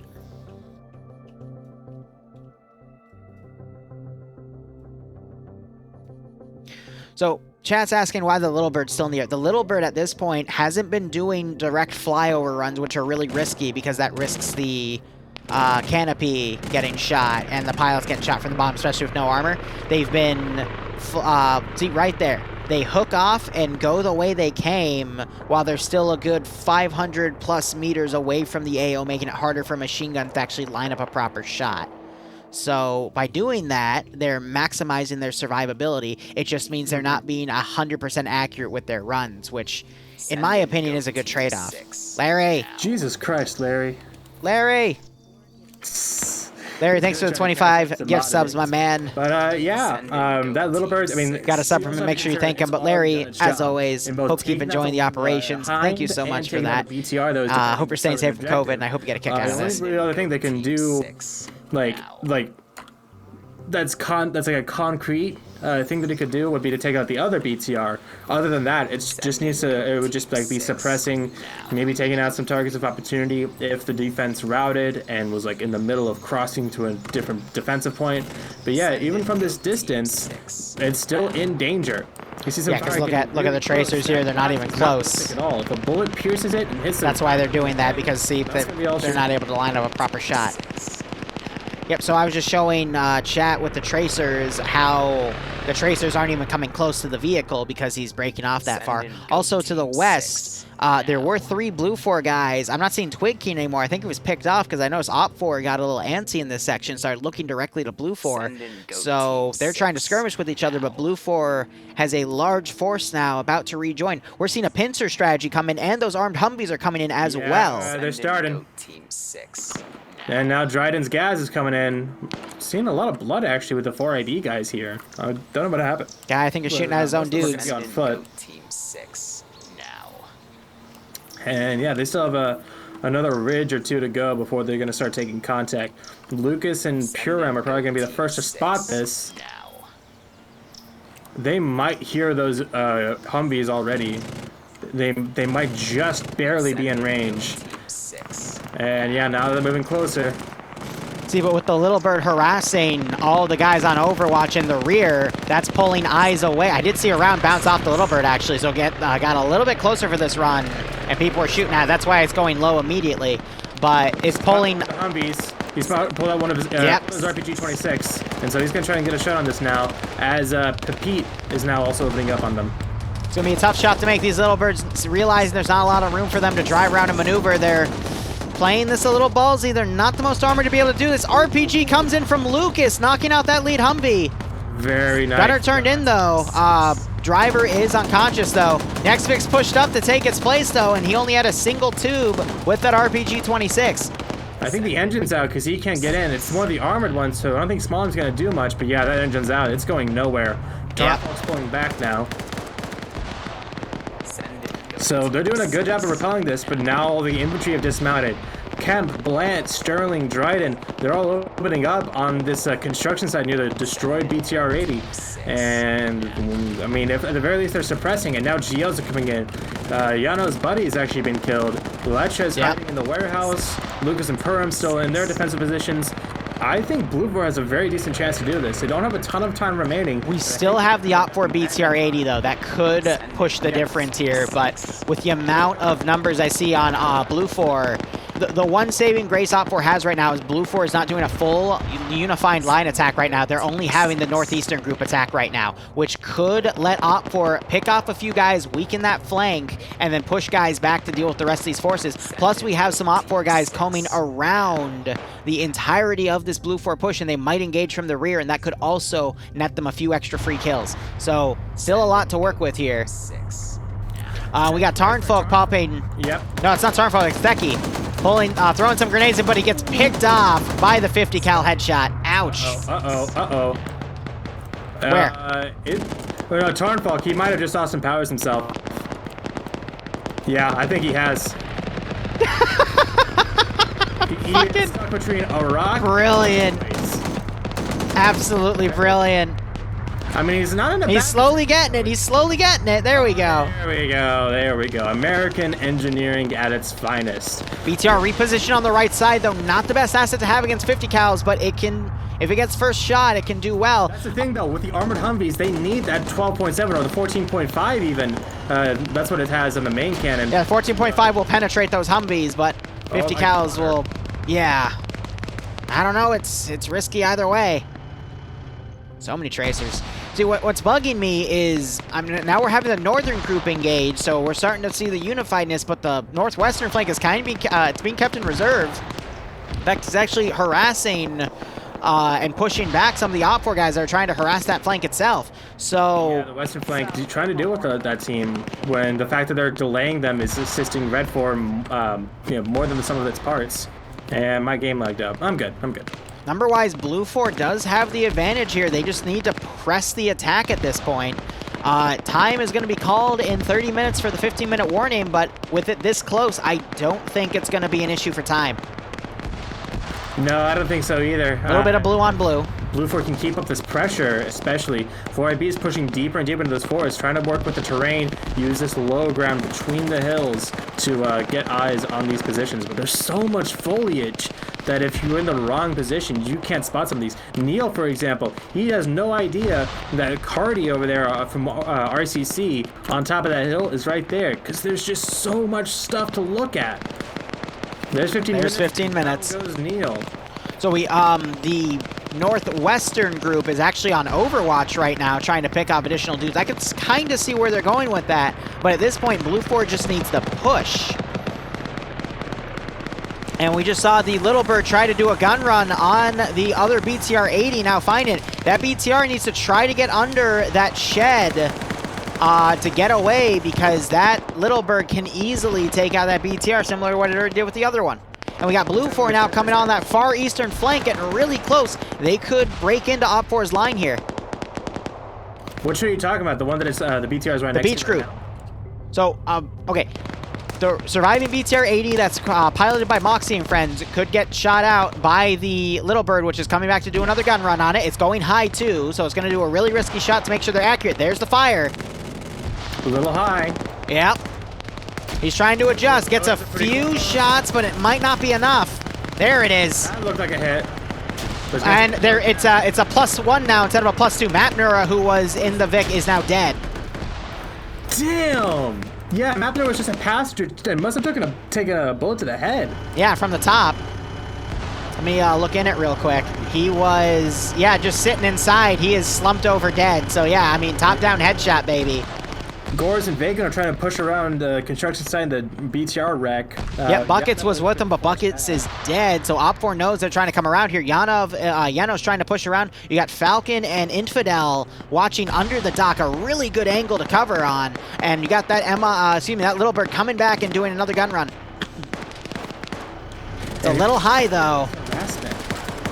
Oh, those are close.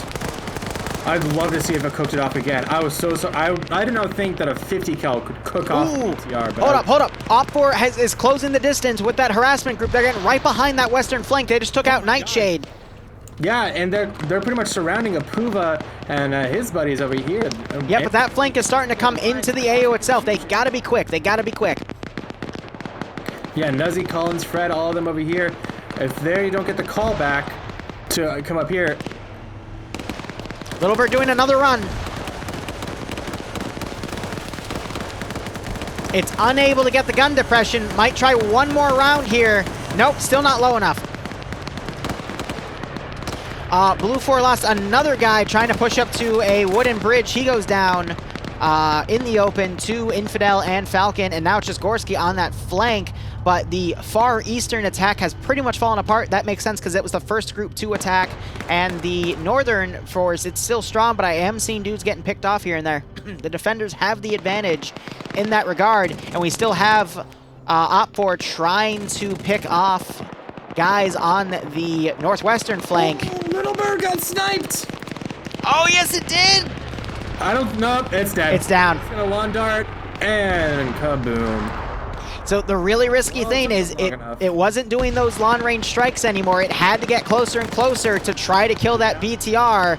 I don't know who got the kill there. It had to have been a machine gunner. Might have been Devincer. But Moxie. Devincer has a stolen 240 Bravo, by the way. So it was one of these machine gunners. But I mean, that 762 is easy to penetrate. Could have been the PKMs, PKPs, or that stolen 762. But either way, it was a good shot. So that has now OPFOR only has the BTR for support, but we still have the. Is this a 50 cal Humvee coming in? No, that's a 240 Humvee with no gunner. The other Humvee with the 50 cal doesn't have anyone on that shot. And we just saw the 240 Humvee get its engine shot out. Navy, Lucas, look at where the shooting is coming from. Please, Yep, he's adjusting, trying to get Navy. Gets Navy knocked out. Really, so here's the thing. It's not up to Lucas, it's up to Lecha to cover that doorway. And then Lucas covers the other one to box him in. So really good defensive play right there. They just knocked out a few more guys. If OPFOR can keep making these plays, and they still have really good players like Scandy Recon around, they should be able to hold this because they only have to hold for another 10.5 minutes. AT comes in, takes out the BTR. It is now cooking off, and everyone in there is dead or wounded or about to be dead. Nuzzy coming up, though, might catch Edwin, and Misu is down, and OPFOR have lost too many guys on that northwestern push. They're down to 2 from what was 6 because that Bravo 1 team went up and cleared out a few more of them. OPFOR is looking really strong on the northeastern flank, but the northwestern flank is starting to falter. They got saving grace here. They do have Paladin on the cache itself to hold it, though it's a good call to have someone with an LR there to defend so we can immediately call in and say, hey, I need people on the cache immediately. But look at... Who's gonna call? That's the thing. I want to interrupt you because just look at the numbers. We still have this whole Blue4 group. I don't see that many people with radios now. And Blue4, just look at these numbers coming in. Yep, especially down the center and the northwest. Falcon went down, like you said, but the other 2 flanks are starting to collapse. Edwin's now Edwin and Misu are the only ones over here, and Misu just woke back up. You have Sirius a little bit forward towards the logging area. Paladin's watching the cache. Arcor is kind of near the logs as well. But there's not a ton of people here. Misu gets taken out by Fred. Good shot! And Edwin might come around and avenge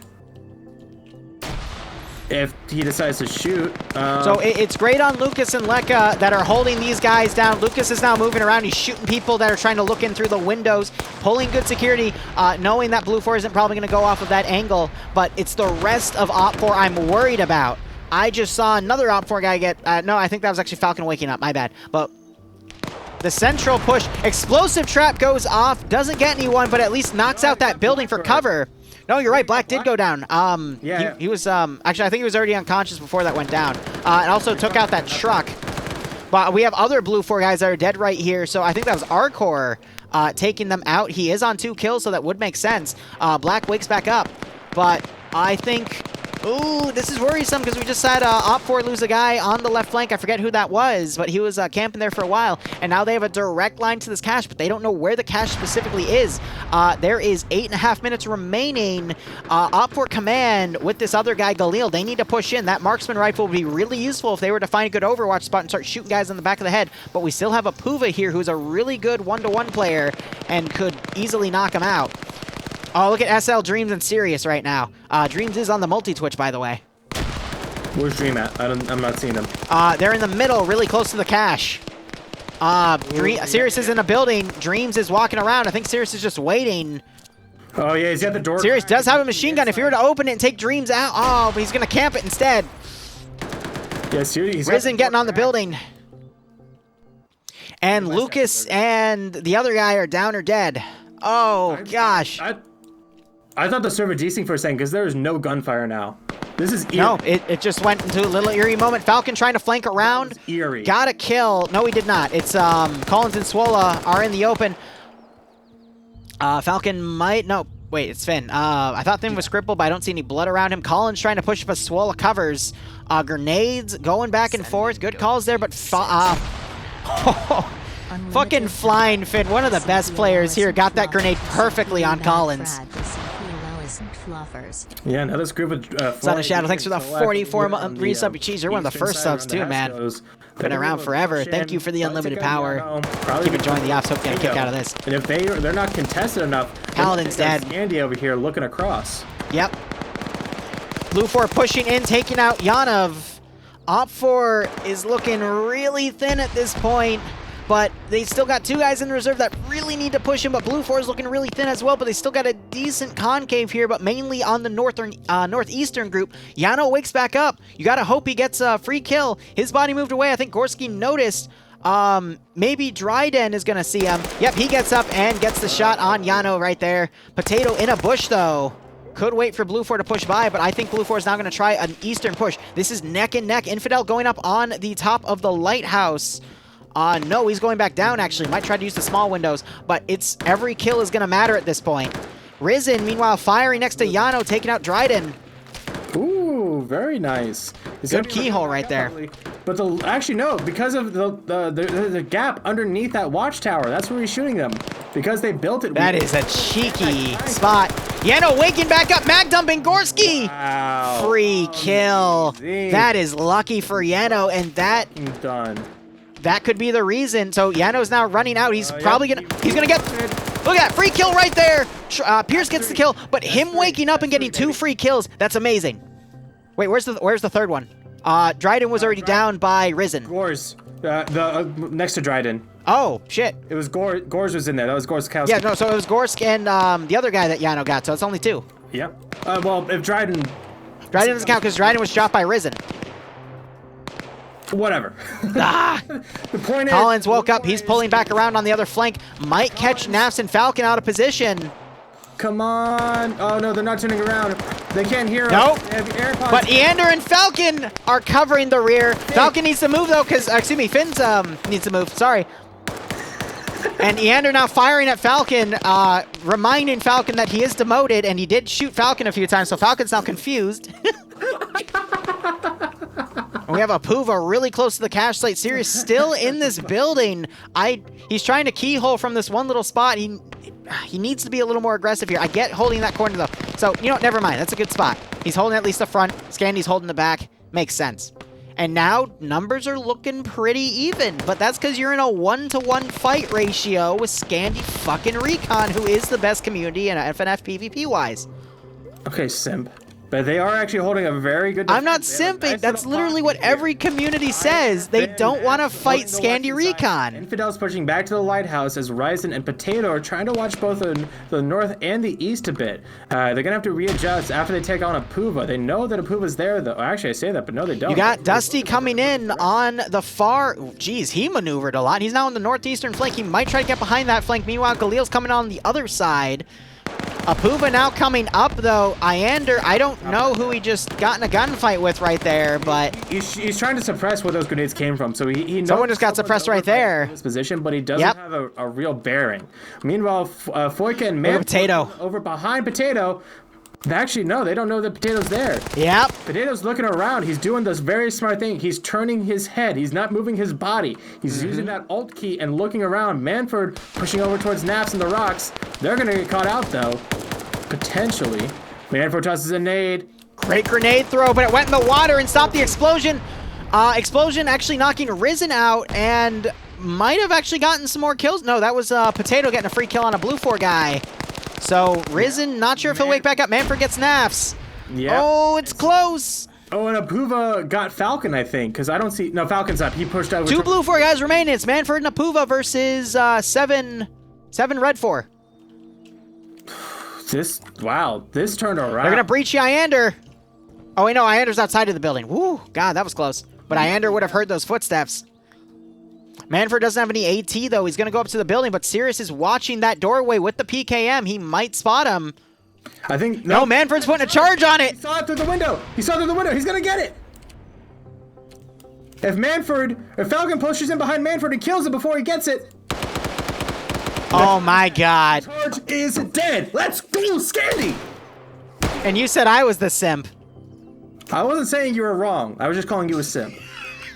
You fucker. So, my question, though, it's armed. Was it set to a timer or was it set to a clacker? That's a good question. That is a good question. We'll have to wait and see. If they can kill a Puva before that becomes a factor... No, I think if he set it on a timer, it would have been for 30 seconds, and it's been 30 seconds. Because that's what the default is. No, you know? another 5 to 10 seconds. It'll be 30 seconds. Maybe. But that was a misplay. He should have put it on a timer. Like, I don't know why he didn't. So now it's a Puva 1 versus 6. 7. No, none of the Blue 4 guys are able to get any more KIAs there. No. Which is, I mean, they were just kind of... Apuva is bleeding too. Downhill hill. And he gets caught out by Finn, and there's the kill. That's GG. Amazing. That's going to be all she wrote. Blue 4 eliminated. Amazing. If he put it on a timer, he would have won. That is incredible. If they weren't facing Scandi, they would have won. No. If he put the charge on time, that would have blown up the building and by proxy the cache. So... Yes. Agreed. That's a shame. I mean, it, again, shows you just how close it went. So great round 2. I was on the edge of my fucking seat for that one. Let's go downstairs and see what round 3 is all about. Absolutely.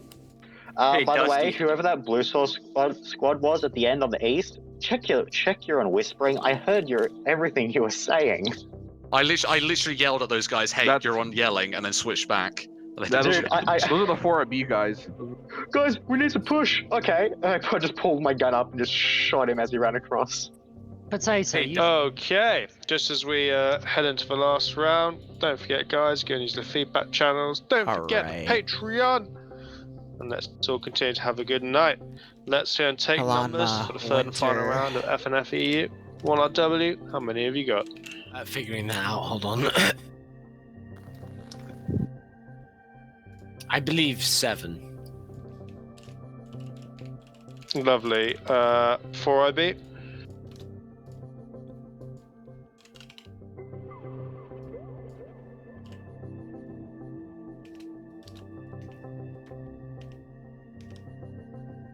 Four 5B, confirm you've heard.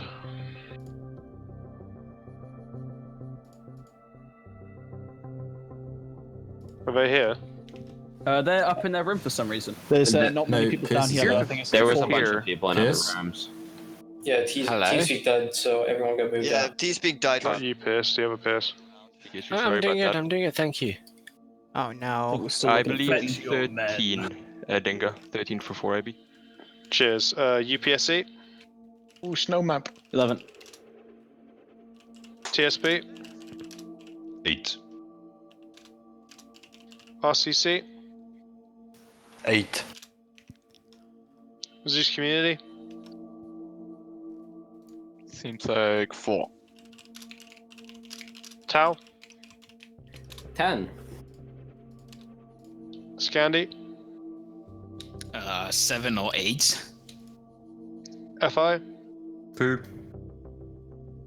AA? I think we're 2.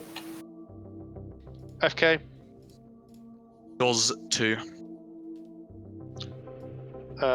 Myrmidon? 3. TK? Alright, that's everything updated. Leave us at 2. CSC?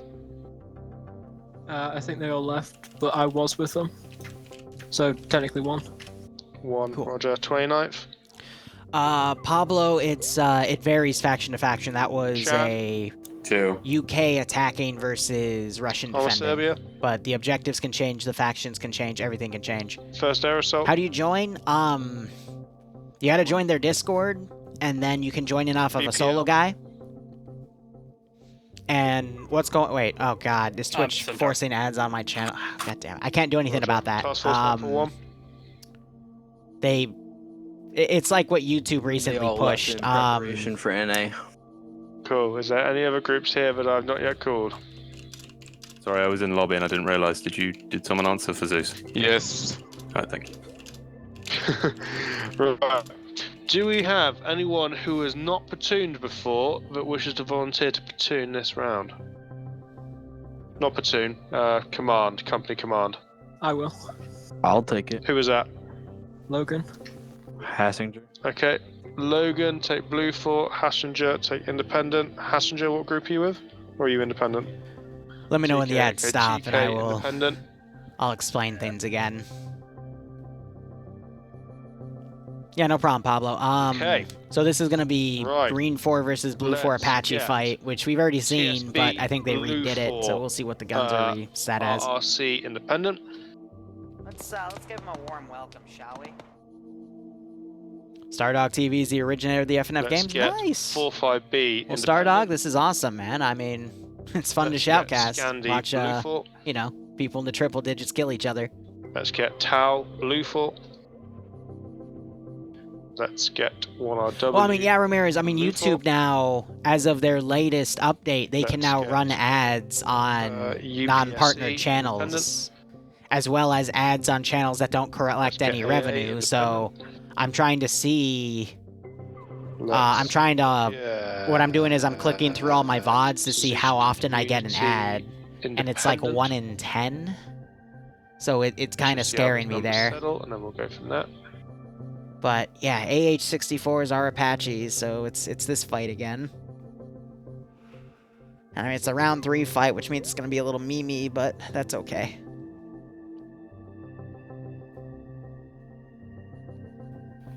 Okay, let's get...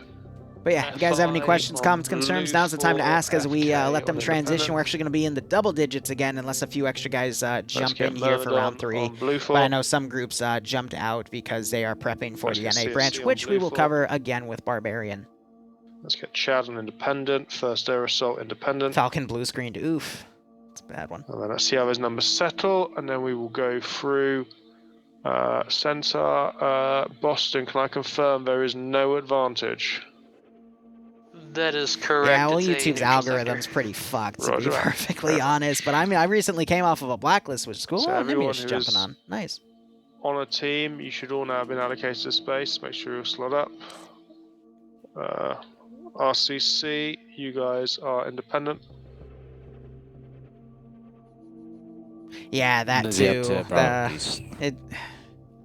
There's so I have literally like 3 pages of notes on YouTube's algorithm, and then Twitch's algorithm I don't even know. Okay. So I don't bother with that because that one at least doesn't try to oof me. I'm going to see anybody else that is grey is Centaur. If you are not Centaur but I call you out, don't worry about it. Go to where you should be. If you're struggling to slot, you're perfectly safe at this stage to be able to jump out and jump back in because we're floating at around 100 players. I don't count. Okay. So, hope you keep enjoying them. Yeah, Falcon, too intense for your computer. Also, Eander almost killed you, Falcon, towards the end. Blue 4, Jesse Blue 4, King Bar Blue 4, Misu Blue 4, Navy Blue 4, Nimia Blue 4. Let's see how those numbers look.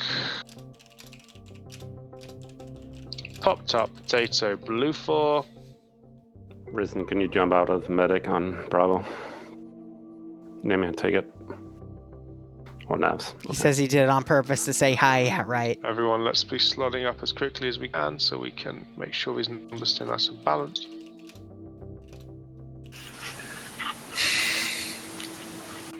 It should be King Bar, Blue 4.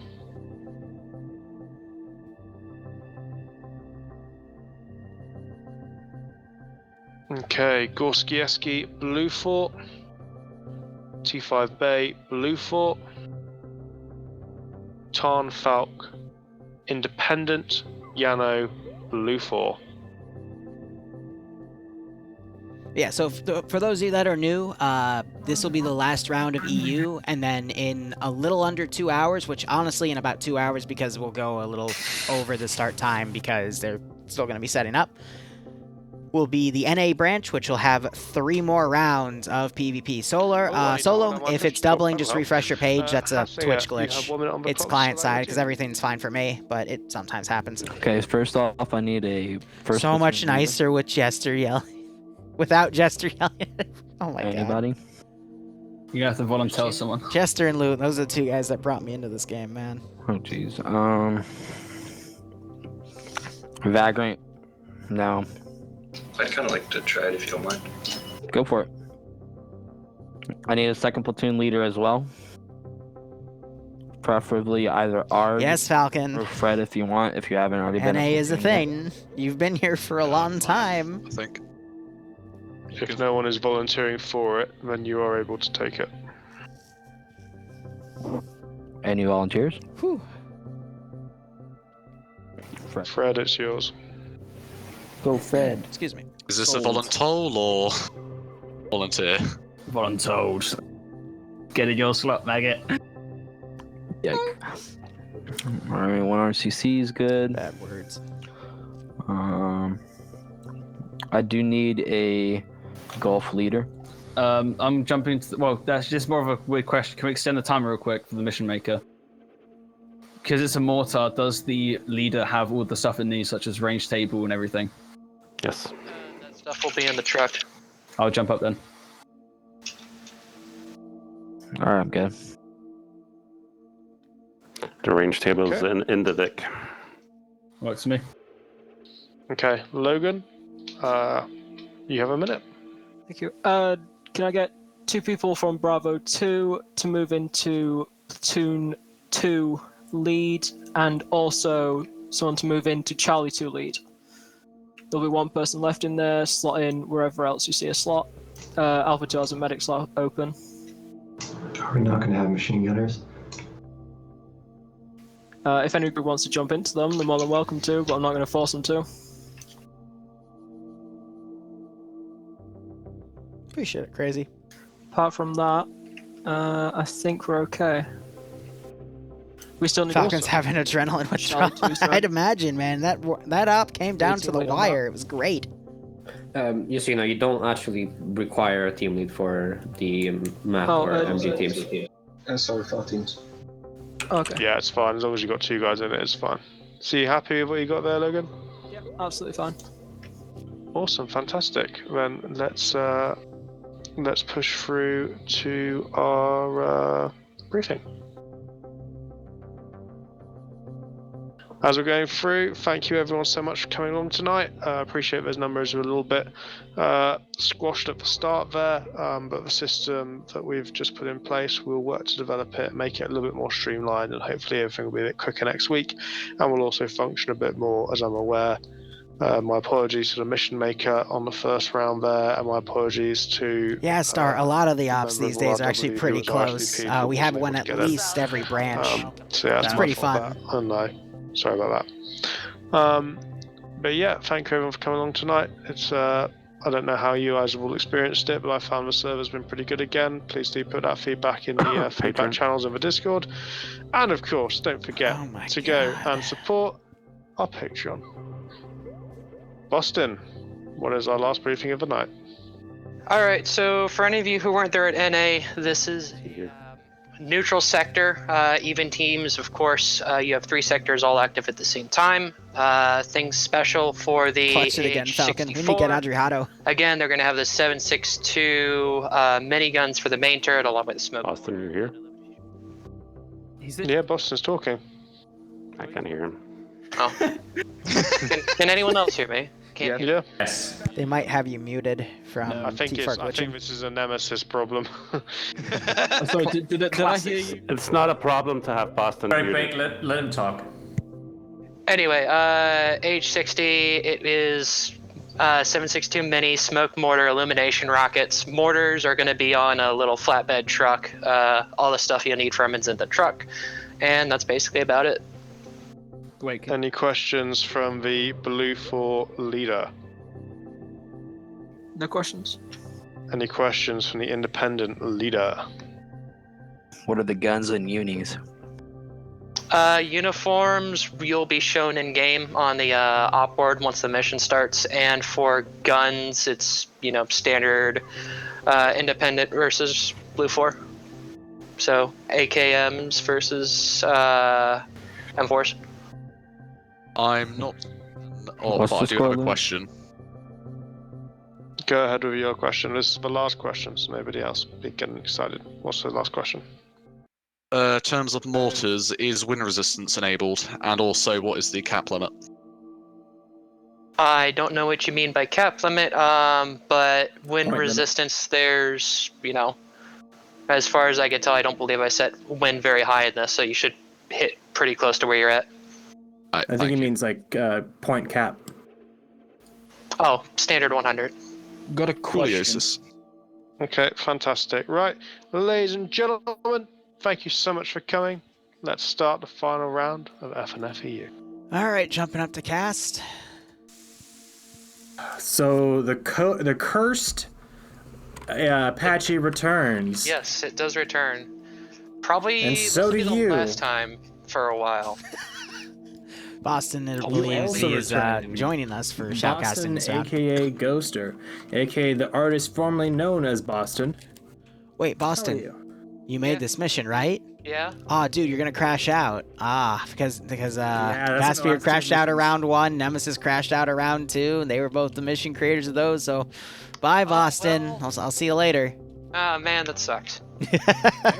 Hey, at least you made a platform for your Apaches this time. I did? The Blue 4 one doesn't have one. There's also a double rainbow. There's the Green 4 team has one. Oh, yeah, the Green 4 team has one because the terrain around them is just ass. Like, there's no flat part to put them on. I mean, I don't know about you, but asses are not supposed to be flat, so that makes sense. Well, they can be, but usually you avoid them. Anyway, Boston, how do you do the double rainbow effect going in? I didn't set that. That was just random from the server. I know there's a set rainbow command. Oh, because I know the last one you did also had it, so I thought you, yeah, there is. I remember that. I've never used it, but I need to for a meme op one day, but yeah, the last one you had it too, so. Double rainbow. I'm hoping to all the gods above and even the ones below that these helicopters use effectively this time. I mean, they were used effectively last time. Yeah, I agree with Liru. No, they're not going All right, so how about you explain what the helicopter has for ordnance here, because a lot of people are going to get confused. All right, I'm gonna find the pot of gold at the end of the rainbow while you do that. So it's the 7.62 minigun from or the M134. It's taken off various different helicopters. It has 3,000 rounds. Okay. No, I bumped it down to 2,000 rounds for this one, because 3,000 sounded a little bit higher, a little bit too high. You don't go through them quick, I'll tell you that.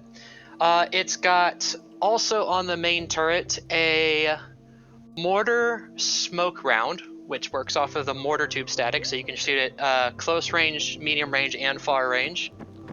And all it does is just hits the ground, explodes into 5 smokes.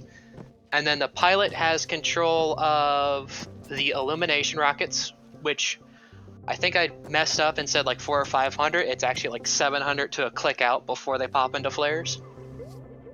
But they're not meant to be flares. They're meant to direct impact on people and explode like a grenade. If anyone uses it like that, then it's just they're doing it right. And yeah, that's basically about it. Both helicopters are exactly the same. Hopefully this time they'll use their radars. Hopefully. I mean, they do both have the longbow system and they can track each other, but yeah, the last round, one crashed, the other one did one run but got shot out because, again, the RHS helicopter update makes it a lot easier to shoot vehicles out, but otherwise, can you remind us what the ammo is for the actual mortar trucks? How much do they have of each ordnance? Oh, yeah. Okay, so it's going to be a 10-10-10, so 10 HE, 10 smoke, and 10 flare. All right, so 10 useful rounds, got it. Yeah, the flare is more for like sighting something in. Smoke is for getting really fucking close, and then mortars, the HE is to blow people up. Hopefully, and then both sides do have stingers. I forgot about that detail. Yeah. But interesting enough, you went 7.62 for independent versus 5.56 on Blue 4. Any reason why? I just basically left it standard FNF stuff with the exception of camos. Before you say any more there, I'm going to goad you on this because you always have this idea about you, and I keep trying to break it. 7.62 by 39 is a larger round, technically, than 5.56 by 45 NATO, but it's still an intermediate cartridge round. It's stubbier, but it's a bit bigger round. It's like a chode versus the pencil. In default armor, though, it does more damage shot to shot. Yes. This is not default armor. I'm not going to pick a side in this argument. I don't know. I've seen it in Friday Night Fights. It does more damage, even though they're supposed to rescript it. But I've just seen every time one group gets 7.62, they seem to perform better at the squad level. I don't know if it's coincidence, but that's just my assumption based off of how things are going. Well, and they're generally Blue 4 who gets the... Or no, you said it's 7.62, so they're generally Lot 4 or independent. I'm not gonna say anything. Now Ramirez is in my chat now, bullying me for my suit. Who is drawing on the map? What are they drawing on the map? They've got red lines. Logan's posting in global. Yeah, those aren't. That's a Logan strat. Those aren't red lines. Those are red sectors. Yeah. Yeah. Which is How do you draw those? I don't know. Oh my god, yeah, that is Logan. Yeah, Logan is drawing those. How do you draw sectors? What? I've seen it done multiple times. I just don't know how to do it. How do you do that? Wait, I want to know for ops. I can fucking design markers in the field. That'd be sexy. But all right, I'll go bug them later on that one. But how about we go over the AOs? Okay. Oh, you know what he did? If What? you go into direct chat, that's where it's highlighted the most. He put those in direct instead of side. What? Then how does that? How do we have it in direct chat? Wait. I don't know. That doesn't answer how we did it though. What the fuck? You're just adding more layers to the mystery, bro. I know, it's wonderful. Anyway, for the AOs, We're all I next to spaced them out Logan. pretty evenly. It's going to be a similar fight to the last one that happened on this exact same map over to the east. Mm-hmm. But this time, hopefully we won't have that line battle going all the way across the map. Mm-hmm. A lot more open area this time, so not going to be as much forested, and it's going to require, people to move across open fields with Vix, perfect shots. Yes, hopefully Elzik, for but helicopters. NA will be in about 2 hours.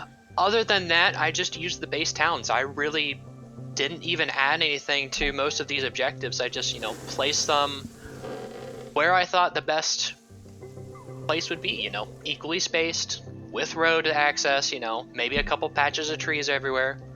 But, there's not much to the AO. You go in, you kill people. Barb, talk about Alpha. Alpha is the first letter of the phonetic alphabet, and the objective of Alpha in this mission is 2 long, sturdy barns that are totally made out of sheet metal and will collapse at the first explosion. Bunch of cages inside, presumably for all of the other Liru editors that came before me. I was actually gonna bring that up. Damn, you beat me to it. We're mind melding. I'll kiss you after the op. Yeah, and otherwise, not a ton of terrain or cover to work with. No a few homo. hills to the west, some marshmallows to the south, and some trees to the southwest. But otherwise, it's pretty open, especially to the north. So any of the green 4 attackers are going to have to be crossing either very hilly terrain or an open field. We also have some additional positions around it, an auxiliary form, but otherwise, yeah, I think Blue 4 is going to be able to hold this one pretty easily if they get there first. All right, tell me about Bravo. Bravo is the second letter in the phonetic alphabet, and that one's a bit more built up. The town itself is the town of Haikola, sorry. But the actual objective area is a very concentrated area full of sheds and small houses that are kind of dilapidated, and I believe this is where you actually store the bodies of the former Liru editors. So they move from the cages. No, those are underground or in rivers. You're never gonna find them. No body, no case. Anyway, if they were going to be stored anywhere, they'd be to the southeast, in the garages and barns. Fair enough. But yeah, it's a nice little walled perimeter, some entrances, some exits, bunch of windows, bunch of little corners and stuff. The fight for it is going to be short but fierce. But I think this could be interesting. Once someone takes control, it's going to be hard to wrestle out. With all of these buildings, you have to clear every single one, and some of them have, windows.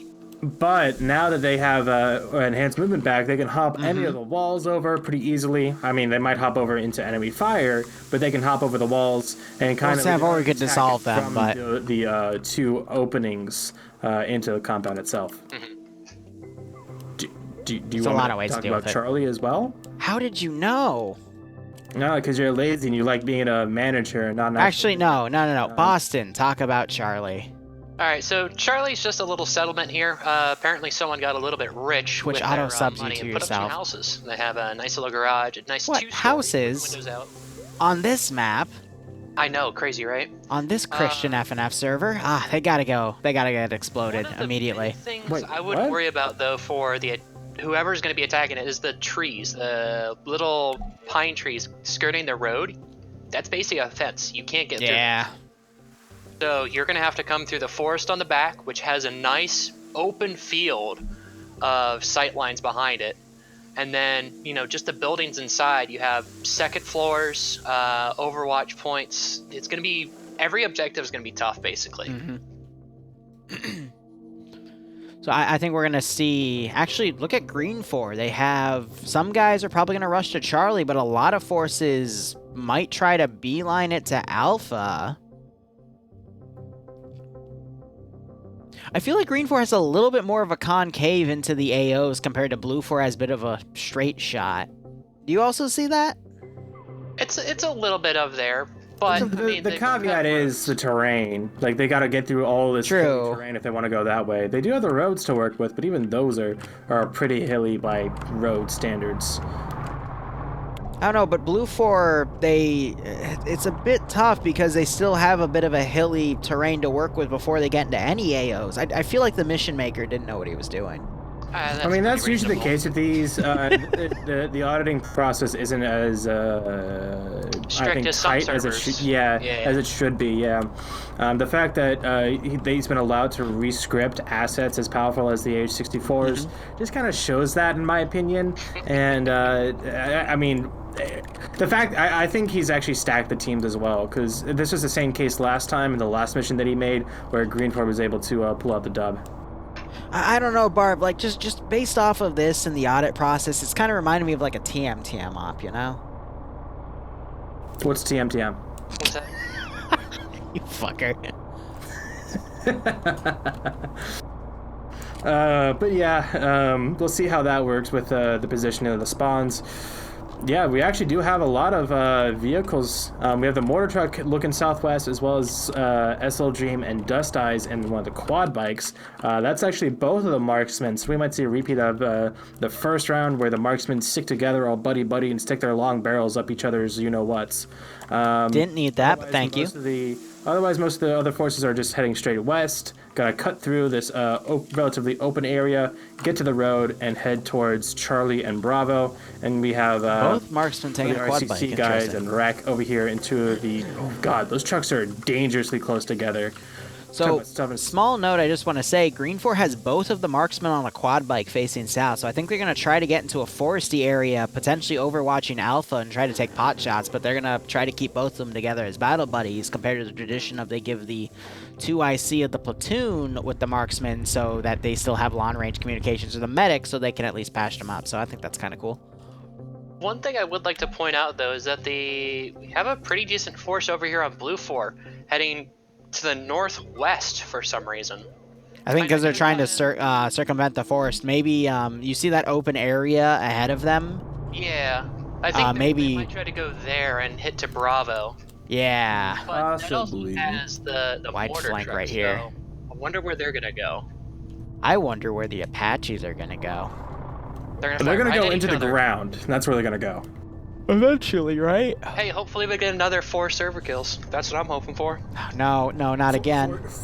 Not the server. Huh? The server's taken too much. The server must have more sacrifices. No, please. We haven't had any desync issues with the exception of one player. One of the cases just starts going fucking critical. Didn't that happen where, like, TSB's server provider, like, we actually burned out the CPU on the server? Let's not talk about that. Let's not talk about that. That was pretty funny, all right? Just, we proved what happens when you use 125% of the server processing power. It was a Star Wars op. We don't talk about it. Ah, Star Wars. It's not superior technology to run it, though. Oh well. Fucking swap. Alright, 1 minute to go. Blue 4 lining up their units. We'll have to see how they go. It's gonna be interesting. I mean, I gave them a road with plenty of... Fuck your road. Yeah. They even marked the road, but fuck the road. They're gonna do their own thing. And that's gonna let Green 4 push in. You're literally trying to fuck an inanimate object. God. What? No, he was insulting the road. Get your insults in horny right. Okay, no, Liru does insults when he's horny, so... What? Losing that argument there. What? Huh? Barb, bonk, go back to the basement. And that's mission start. I'm gonna Alright. All right, Liru, I'll be naked downstairs waiting. No, I don't want to see it. All right, Blue 4 helicopter is heading south first. Green 4 spooling up a bit late, but they're okay. They're still lined up to the north, and yep, Blue 4 heading south. And the Vics are off. Blue 4's taking a little bit slow to get off the start, you know, in that forest there, which is weird. Wow. Okay, so Independent looks like they're going straight for Bravo or Alpha. They're gonna basically cut off. They're going for both. We have some people in the trucks going on the MSR to Charlie. They'll get there in about 30 seconds. But yeah, these Humvees, they're going to cut off between Bravo and Alpha, which could be very interesting. Mortar team's already set up, still in that safe area. Well, thanks, Iopus. I appreciate it. I hope you keep enjoying the ops. I'm sorry that Barb is a train wreck, and I hope you get a kick out of this. Oh, witness me. They're the same altitude as well. No, and they're firing. There it is.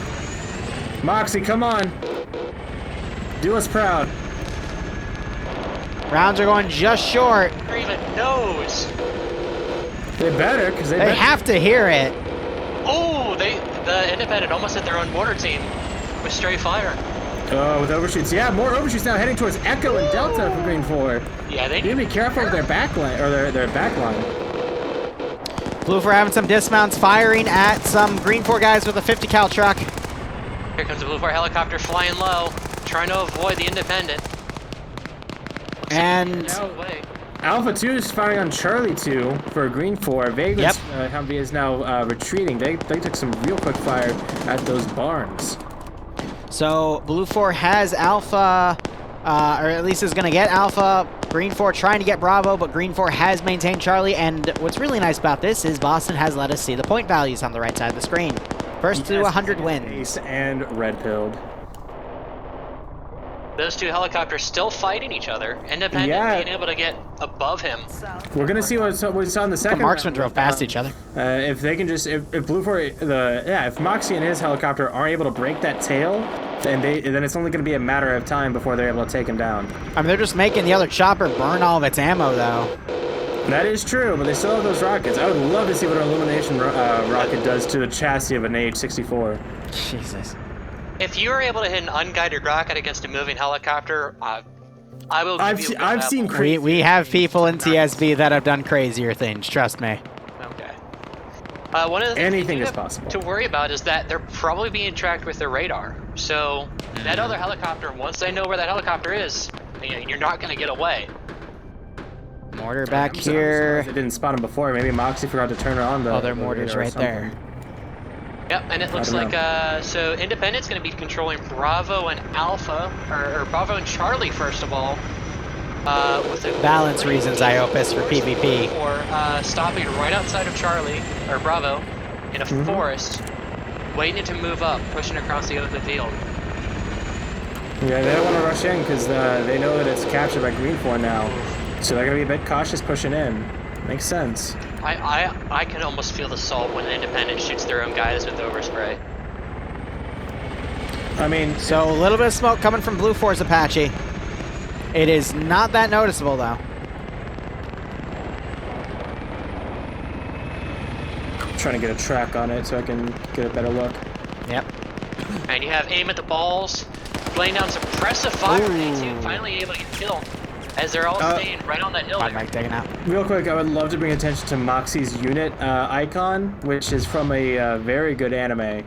Oh fuck, I can't remember the name of it now. If I remember it, I'll tell you. But yeah, it's still AT coming around. Helicopter. They're still trying to break that tail, and I'm seeing a lot of shots land on it. Yeah, I'm seeing a slight bit of smoke coming from the Blue 4 helicopter. Oh yeah, I'm seeing that too. I didn't really see it until now. We're also hearing HE mortars firing out. I don't know from which vehicle, though. They're way off. Might have been the Blue 4 one. Charlie 1 of Independent, or Charlie... Yep, he is lined up in that direction. Getting cornered by a Puva and the rest of the Blue 4 force here. It looks like Scandi Recon. Sorry, guys. Coming to take pads and Olaf. Yeah. Just went unconscious from blood loss. 4IB is trying to open up on the Blue 4 force to the southwest of Bravo. They're going to have to try and deal with them quick before the Scandi Recon group to the southeast pushes up that MSR. Nemesis pushes Olaf and gets the kill. those two helicopters still fighting it out. Yeah, it's been primarily the independent one trying to kill the Blue 4 one. The Blue 4 one is just trying to make him lose all of his ammo, but still, Blue 4 has a little bit of smoke coming off the rear, so that hull's probably set to yellow at this point. Pad's waking back up to try to avenge Olaf.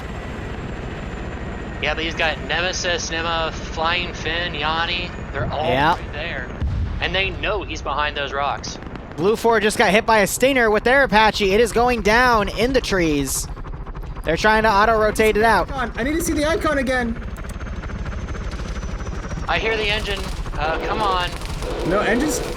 Oh, but the problem is they're hovering. They're going slow so the independent helicopter can easily get it. And there's the trees. The tree wins. And there they go. Now Just heard another missile get launched on the Green 4 vehicle, but it was a miss. I don't think it locked properly. So it's Lusad and Jonathan on a quad bike trying to shoot it down. Not sure if they'll have any more ammo though. Pads is trying to SCR finagle this right now. Yeah, he's right next to Nemesis, who's opening up with that 249. He's gonna have to play very sneaky in this situation, but he could, if he can get some kills on Scandi, that'd be a big notch on his belt. He's looking right at Yanni's position. Those are just on the multi, by the way. Wound Iander and Nim, and maybe even Yanni. Yeah. So we still got that force south west of Bravo sector, Blue 4. They've been pinned in that tree line for the past 2 or 3 minutes while the helicopters have been fighting, but it looks like we got Tarnfolk from Independent coming. Mortar landed close. To go for Alpha. Yep, but we've got SL Dream and Dust Eyes, both marksmen overlooking Alpha at the moment. That would be this big back here. Got messed up. Yeah, Blue 4 helicopter went down. It was shot by a Stinger. I think they're waiting on orders. So we might see. Yeah, Blue's been sticking on Charlie so hard. Go ahead. Go ahead, sorry. I was just gonna say Green 4 put mortars on. We see some smoke mortars going off on Blue 4's position, ranging those shots. We might see. Does Pads have an LR? No. I don't know who's coordinating those mortars, but it might have been a misfire by their own mortar, but at the same time, that's... I think it's Buckets and Vagrant's group over here. They're looking over it. They're spotting it. They got a rangefinder and everything. So, I mean, those smoke mortars were really accurate. They just need to repeat the fire mission with HE, and they should be fine. They'll be dead on. They're hitting way far. That is, that's Blue 4's mortar. Oh, that's Blue 4's? Yeah, Blue 4 fired some shots there the other day. It's Matt Noor gunning, but he has been firing too far to the left and not being accurate with those HE at all. They're trying to get it on the other position, but they're just not lined up properly. Yeah, this one is just a mess. There's people everywhere. Yeah, and Bravo still is only being attacked by Gorge's group to the southwest of Bravo. Yeah, the rest of them, they're still trying to pick up Infidel, and they start moving. A lot of the Blue 4 guys are down. The southwest is gonna just be attrition. Actually, I only saw 2. And actually, Pads is dead. Goes down. Finn goes down from something, and the quad bike's moving. That makes me scared. Nah, it'll be fine. I hope so. But no, I don't think Pad's got anyone other than Finn. And even then, Finn's probably going to be able to wake back up. Other than that... Blue 4 has a lot of manpower to maneuver around to potentially do a flank on Bravo or try to go for Alpha. Both are pretty well defended by Green 4, though. I think they're just going to try to hold in keeping these 2 objectives. It's 20-40 right now. Another few minutes, we'll be at the halfway point for this round. But we also have Green 4 marksmen, Logan, and no, actually it's Dream and Dust Eyes. They might try to backcap Charlie, or Alpha, excuse me, for from Blue 4. Speaking of marksman, Staffenberger, who's a Blue 4 marksman, is just a couple hundred meters to the southeast of Vagrant, Buckets, and Tarnfolk. I don't think he's been able to spot them quite yet, just because of how thick the trees are. HE's still way off. And if anything were to draw them over to their position, they could be in trouble. So the independent helicopter's landing back at their spawn. Yeah, why stay up? Because otherwise, I guess their main goal was to duel the other Apache, and then the Stinger took care of it. They might be trying to repair something, or they're out of minigun ammo and they don't want to use the rockets, which I think would be a bit of a waste, but we'll see. I mean, a rocket is a rocket is a rocket. Factually incorrect, but okay, that's your opinion. So Blue 4, they're starting to bring that Scandi Recon team with friends on the southeastern flank of Green 4. And that'll catch the Green 4 line, exposing them to the southeast here. Blue 4 could potentially wrestle Bravo out. A couple of casualties for 4IB Green 4 over here on the southeast side of Bravo. They're getting shot from the southwest through those open storefront windows. Two of them down. One was the machine gunner with the PKMs. There's a lot of firepower gone there. Yeah, I would probably say, I would probably give this to Independent. They've got enough forces spread out in key areas that I don't think Blue 4 is going to be able to take an objective within the time. I mean, it's already 50-25. I don't think so. I think we might see Blue 4 wrestle Independence Bravo out of their control and be able to hold that to force Alpha then to do an attacking action. They're trying to send more forces from Charlie into Bravo. We see that with the Delta 2 team and this other group of 4, which I have yet to identify. But they could potentially come in. They just got to make sure they don't blue on blue themselves. Yeah, Mass and Popter from Pluto are blue on bluing over towards Arcor, Puva's Spudro's position as Scandy's coming in now. I think the call's been made, but... Oop, good pick off. Suppressing fire from the same team. Another 4IB guy went down. HE. I have no idea where that landed. Just north of Alpha, by the big warehouse north of the objective proper. So way off target, ineffective, but getting closer, I think. Well, they've got the two marksmen for Independent over there, probably trying to guide them in. Apuva and Scandy over here, they're trying to push in on these three little storefronts here against It looks like Sterling and someone from Muscat. Hotel was able to survive and have made it over to their spawn and have picked up a Jeep and are coming back in. Yep, Twigkin. So he had to have been the gunner, because if it was Mock's name showing, he would have been the pilot. So good on him. Yeah, impressive. Blue 4, they've got about, I want to say, 8-ish minutes and counting to take Bravo. Otherwise, they Green 4 is going to win because they're already at 60 points, so 3/5 of the way. Muscat trying to come around, tries to catch some Scandi Recons out of position. Spudro sees him, though, but Spudro gets taken out. But now people are going to know he's there. Apuva not adjusting for it. Iander trying to get the kill as Muscat reloads. But Yanni and Apuva turn around and manage to box them off, so Spudro might be able to be saved there. We do have Nimia close by as a medic. That could be helpful, but otherwise, Blue 4 has just been getting a few free kills on this flank, and now they just have to focus on the sector. But we could see an upset. Also, we still have Blue 4 Alpha 2. They're remounting a truck. They're going to have a big party right there. They might try to do an attack on Alpha. But quick, Bravo, Foika with what that happened to PKM Independence has a manpower? nasty little murder hole in between two of the walls where Yanni's going now. If he pokes out the wrong angle, he's going to get a face full of 762 by 54.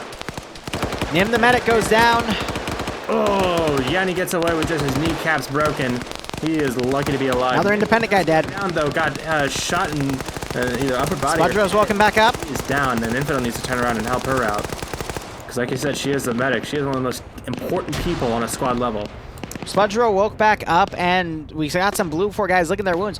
Looking at where all the units are, I feel like there's more Blue 4 down on the map. That's actually because we have a lot of Independent guys now coming to Bravo, but this truck is going to drive right into them. Does Independent have AT?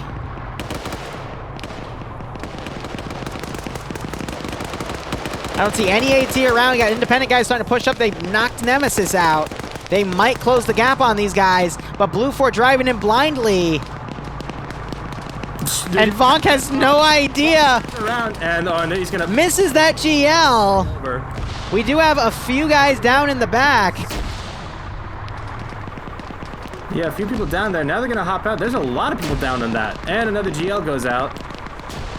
A couple people waking back up now. Yeah, they gotta move though, because they're all waking up except for one, which I think, nope, there's two down now. Nimia's back up, working on Infidel now. That's good to see. But Blue 4 with this large number might be able to wrestle the control. We're 3/4 of the way through here. Independent, though, we do have another truck in the back with a handful of dudes. They might try to wrestle Alpha control. Flux is going to get caught out of position by Nightshade, Aim of the Balls, and Baked Potato here, because they're not watching. The flanker is being flanked. And down goes Flux. Nope. He gets back there up. It is, Nightshade. But yeah, this Blue 4... this Blue 4 group, it's a sizable mass, but they are so concentrated that I think it's going to work against them. Because, like I said, well, actually, the machine gunner is down, but there's still a number of angles watching. Ooh, Mike. By the way, Liru, I hate your self-fulfilling prophecy. Something is going on. I don't know what it is, but my hearing is just not working. You okay? Like, my headset is having trouble getting everything. Oh, shit. I'm sorry. I didn't mean to curse you. The Mission Maker's curse. Shit, I'm sorry. That's a double. It's a double. It's the Mission Maker and the cast. Lord almighty. Yeah, yeah. Independent brought a truck of their own that was armed with reinforcements. Clown and Wreck, for example. They're trying to go in, but Blue Force trying to make a push. We got Nuzzy coming in. Yeah, Nuzzy and Edwin. Catches Angus as he's reloading. Angus goes down. He literally used Angus's body as cover from Schultz and Pierce. That was beautiful. Pierce getting in between the lines now. Nuzzy might open. That was awesome. By accident.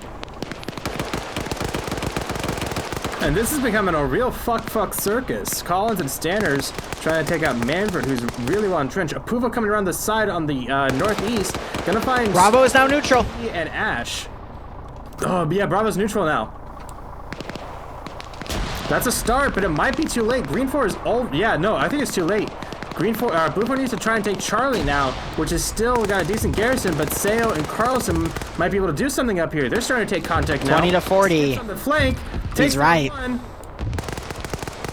You're right, because the ratio we saw Green 4 at 40 points when Blue 4 was at 20. So when Green 4 gets 20 points, Bravo will only get 40. So you're right, they are going to have to make a push on the final sectors. Speaking of the other sector, we actually have two guys in this AO shooting at dudes. And it's T5 Bay and Carlson, one of the best combos to see. But they are fighting a handful of dudes, and they're stuck bandaging while we got Skip trying to push in. So we'll see where that fight goes. But for now, Blue 4 has done a really good job to wrestle this, but Manfred just got Finn and another guy mowed down. Gorski now getting flanked by 2600 here. Bay's retreating now from Charlotte. 26 down. Bay looks pretty well wounded.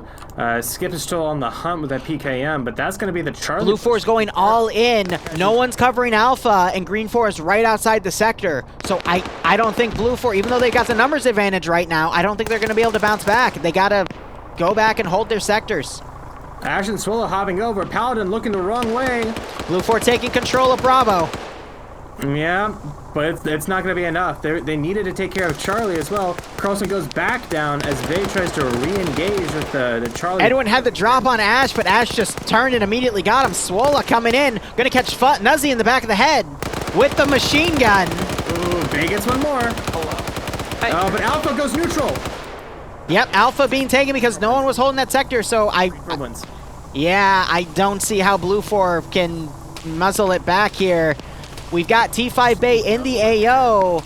Carlson is down, but he can't take a sector on his own. He can knock it to neutral, though, if he knocks everyone out, but he has to act quickly.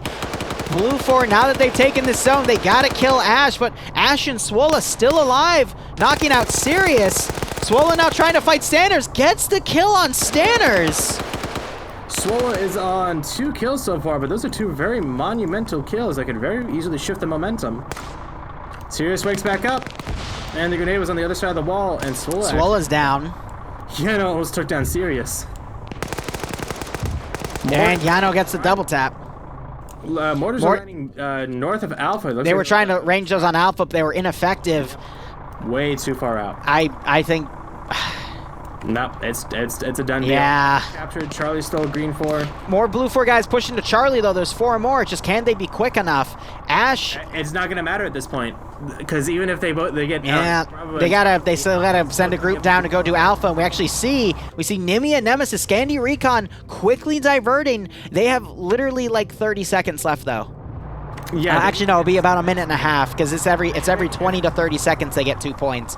So they can neutralize it at least. That's all that they need to do. Is they can just they're pushing right past them though, going right into the sector. They might be able to wrestle it. Alpha's now neutral. Hop out. Oh my god. Everyone's down. Yanni and Nemesis, that might be it. And they neutralized it. If they can get Charlie now. No, they're too far out, and they're too cautious about it. They need a push. There's more guys running in, but it's going to be another minute and a half, though, to tick up to 3 points. It's another minute to minute and a half to get those 3. They could take it. They need to keep it at 99. Ash is down on Bravo. Oh, God. Oh, God. They're pushing in. Montgomery's in. So 3 people need to get into the sector to at least knock it to neutral. So Montgomery's in. Nielsen's got in. King Bear is coming in. Navy needs to push into the circle. They got 40 seconds to a minute. But Potato and JY are going to get in. There, it's neutral. It's neutral. Oh, my God. Oh, my God. Oh, my God. The real fight, though, is going to be Alpha, though. But Scandia Recon, they got Logan with them now. More Blue 4 came in and dismounted.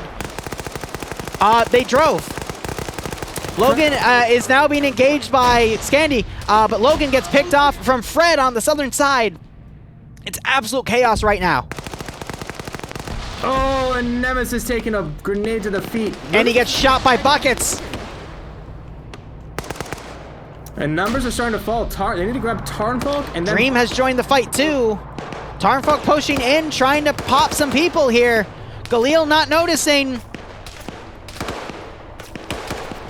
Jeez, he's going for his feet. Vargrant, though, is hitting Galil. Oh, Montgomery gets taken out by Cardi through the slit in the barn door. And their position has been made now. Navy is going to be able to call that in. And then rest of... Pop-Tart needs to take out Tarnfolk. Tarnfolk pulling up, though. He's going to get Pop-Tart. It's up to Grav. But Grav is...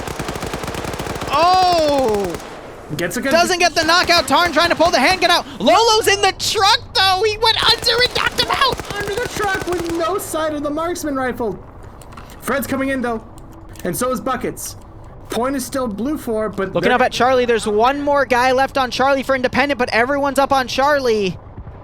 And we still have a small force at Independent, so Independent, they need to just take Alpha. They've got a bunch of dudes pushing to Alpha right now, but Lolo, as long as he is in there under the truck and not found, same with Grav too, they won't let Independent take the sector. Blue 4 desperately needs to send reinforcements over here, though.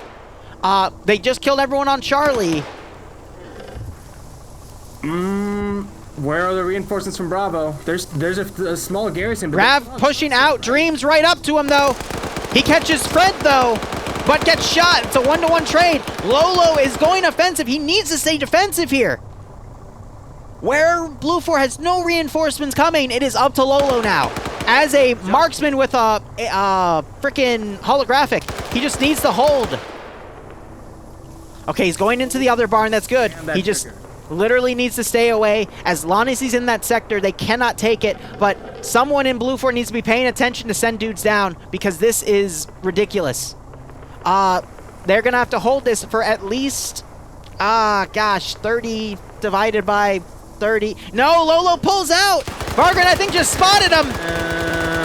No, that's GG. Yep, because Jonathan's team, they have this truck up here, but they're being bogged down by 2 people, Bassbeard and Hassinger. Yep. Their mere presence has stopped them, has made them dismount, and they've been focusing on them for the past, 3 minutes. The bodies might let them... otherwise, they would have taken the sector right now. So Bucket's getting Galil. We're going to see it change momentarily. We see Charlie 2 in a quad bike coming down Lusode. We also got the car coming in. It still hasn't switched yet. The bodies are counting. And Lusode, but there it is. Lusode's going to get... Yep, 60 seconds on the clock. Lusode getting shot out immediately. We got shot. The 50 cal truck coming in. 30 to 20 seconds remaining. 99. They might be able to wrestle control with that truck if it pushes in. Gunner goes down. Crashing in. Get out. Control lost. Control lost. Neutral. Hop out. You gotta hop out. Before AT hits you, hop out. Jonathan hops out. No, he gets knocked out. There's no more Blue 4 to come in. Wait, there's a car coming. Platoon 1 HQ barreling in with another guy. Is it gonna be enough? Come on, right into their position. Oh my God, dismount right in front of him. Come on, shoot them. Yes! They can't capture it. No, they can. There's 2 people still 2 green 4. 2v2. They can't be captured. Someone woke up under the truck. Nightshade's in the gunner seat of the truck, and he just got shot out like his dreams chopped up. Oh my god. Buckets is still up though against Navy. It's 3-1 now. No, that's all. Blue 4 dead. Blue 4. They need to quickly double tap before Blue 4 sends another group. There's more vehicles coming. There's 2 more, but there's more. Oh, they need to get the double taps. Yep, okay. They need literally to count down another like 20 or 30 seconds. More green 4 coming in. That's going to help with the ratio. But they need to double tap the bodies. Oh, Cane Bar woke back up. Buckets saw him. He's going to... No, Buckets, you need to do the double tap right now. Okay. Just so Baby Potato on this side. They're firing at him though, but... Oh. There's only like 5 minutes remaining though till Blue 4 gets 10 more points. Actually, no, it would be 2.5 to 3. So Bay Potato and Luso's body are preventing them from capturing the sector, and more trucks are on the way. But they have the 50 cal car now. They're going to pull security with that. Dreams is probably going to mow down Montgomery's car as it's coming in. The front canopy is armored, but not against 50. One person was just killed. It's more resistant. It's not bulletproof. But no, I don't think. My god. Buckets is right there, ready to catch dismounts. It's just Montgomery. Nelson gets shot out immediately. Both of them go down. They need to check Luso's and Bay Potato's body. They're not able to take the sector because those bodies are still, so they're getting the double taps. Koak crashed into a tree. And with a quad bike, he crashed into a tree. And died. Amazing. From the buddy group. One of them just bled out. If they double tap Montgomery, they could capture the sector. 50 count off firing on the other truck. It's 94. There is 2 to 3. Actually, it would be 1.5 to 2.5 minutes remaining. There's double Alpha Control. 20 seconds on the clock. No, that's gonna be it because they cannot neutralize. No, it. That truck could still get in there. Wait, no, they only have one person. Oh no, it's GG. It's GG. Oh my god. Oh my fucking god. You wanna know something? I have a Blue 4 curse. In all 3 rounds tonight, Blue 4 has lost. That was absolutely incredible. I love how we had 2 rounds back to back that were that fucking close, man. You gotta give it to Blue 4 for that. Definitely. They tried their hardest. There was no coordination though. They just pedaled to the metal and holy crap. All right. I'm gonna kill my stream here because I gotta. I'm gonna jump down. Holy shit! Close, like. That was hilarious. Why you were the point and getting it? Wait, no, quick one. Thank you so much for watching, guys. Go operate operationally. We will be back in about an hour and 10 minutes. Where did Space Biz Mortars go? For the NA branch. Where the fuck did So 3 more rounds of PvP. Hopefully they will be as good as that. Those 3. That was awesome. Great warm-up and then 2 really close matches right there, and I hope you join me for NA in about an hour. So, thank you so much for watching. Go operate operationally. Enjoy the rest of your day or night. And otherwise, cheers, have a good one, and hopefully I'll see you in a bit.